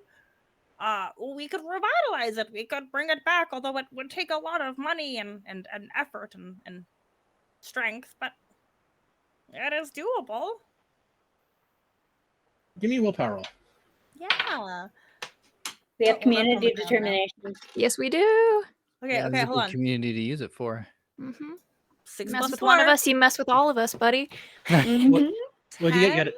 10. Are you using a determination or just? Oh, I want to. You should. Yeah. Yes. You- I'll use I- my own. I say you mess with one of us, you mess with all of us. Yeah. Oh, Agree. you're using your own. Okay. Oh, yeah. I worked hard to earn it this session. And she says, we don't trust very easily. We're probably okay here for now. I don't know who we would trust out there, but we trust you. And she gives you a hug. Oh, Come back sometime and visit, okay? Okay, we will. We will ensure that you are cared for and protected. If you need to contact us, here, this is the number for my office. And she takes the card and she says, we have a lot of resources. we'll come back sometime and we'll talk plants. Yes. We would like to know, what is your favorite plant to observe dying? oh, interesting. I'll have to think about that. Please. And you say goodnight or good morning, and Ulez, Veon, you head back to your apartment. Yep. Cadrax, you head home to catch Abigail. And Benny, you arrive at your building in Warehouse City, and you stop at the mailboxes in the lobby, and you open your mailbox, and there is a postcard from Jerry Mink. It has an aerial picture of the Grand Canyon on the front, and on the back it says, "Dear Benny, work has brought me to Colorado. I saw this cool postcard at the airport and remembered you're into photography, so I thought you might enjoy it.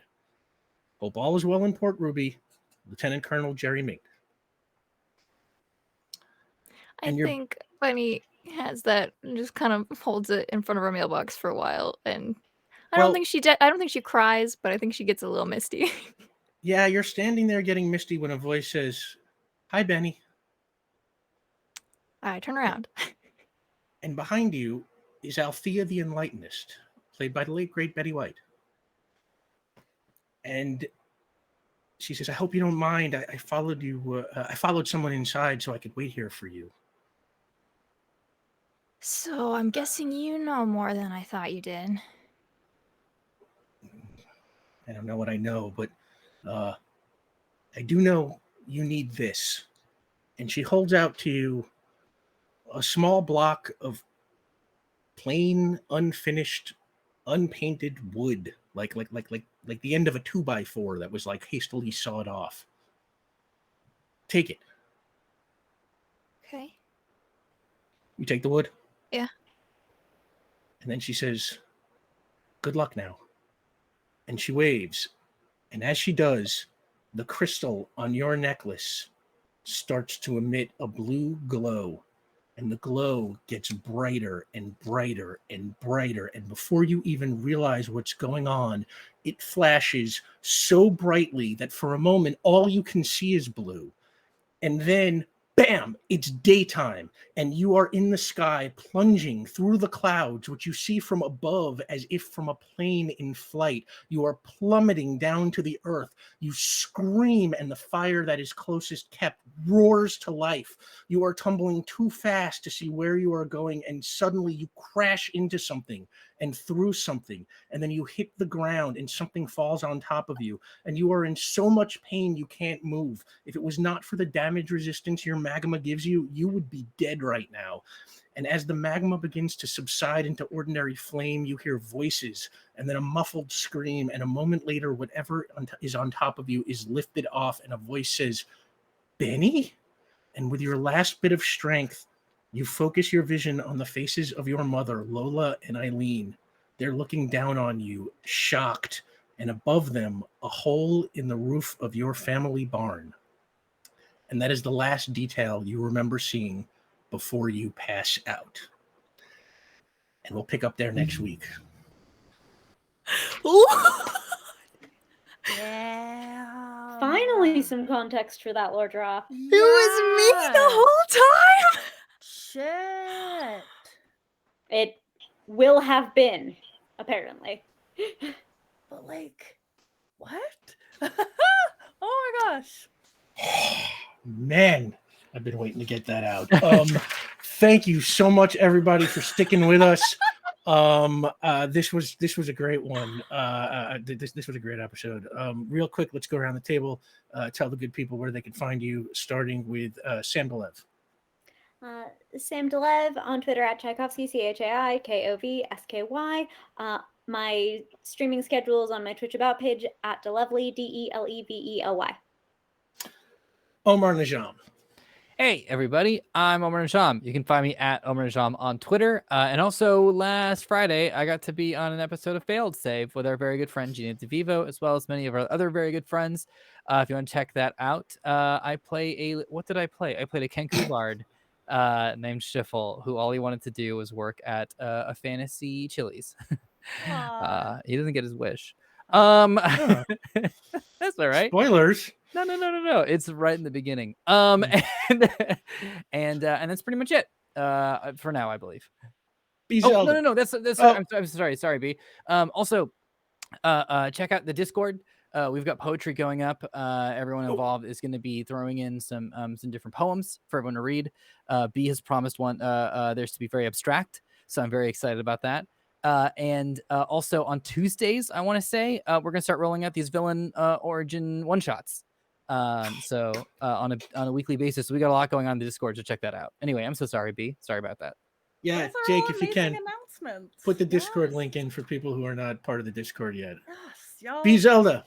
Get in on that. Hello. I'm B. I sometimes play Ulez. I sometimes do other stuff. If you're interested in the other stuff, give me a follow on Twitters at B_Zelda.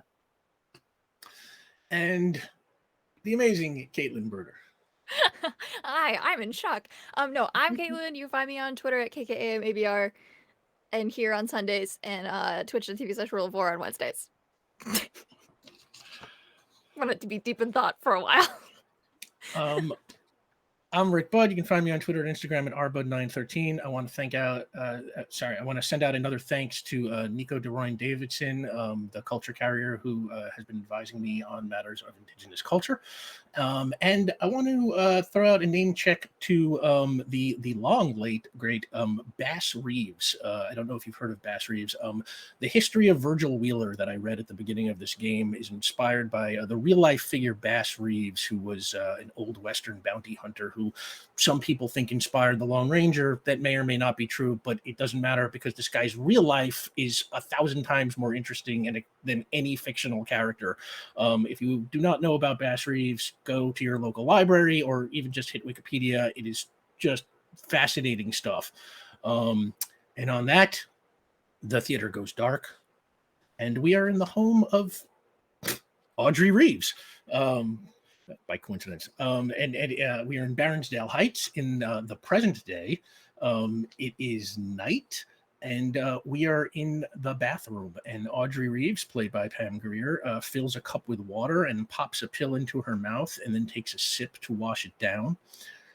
And she clutches her lower back and then walks out to the living room where she finds her son, Alton Reeves, played by Donald Glover, waiting for her.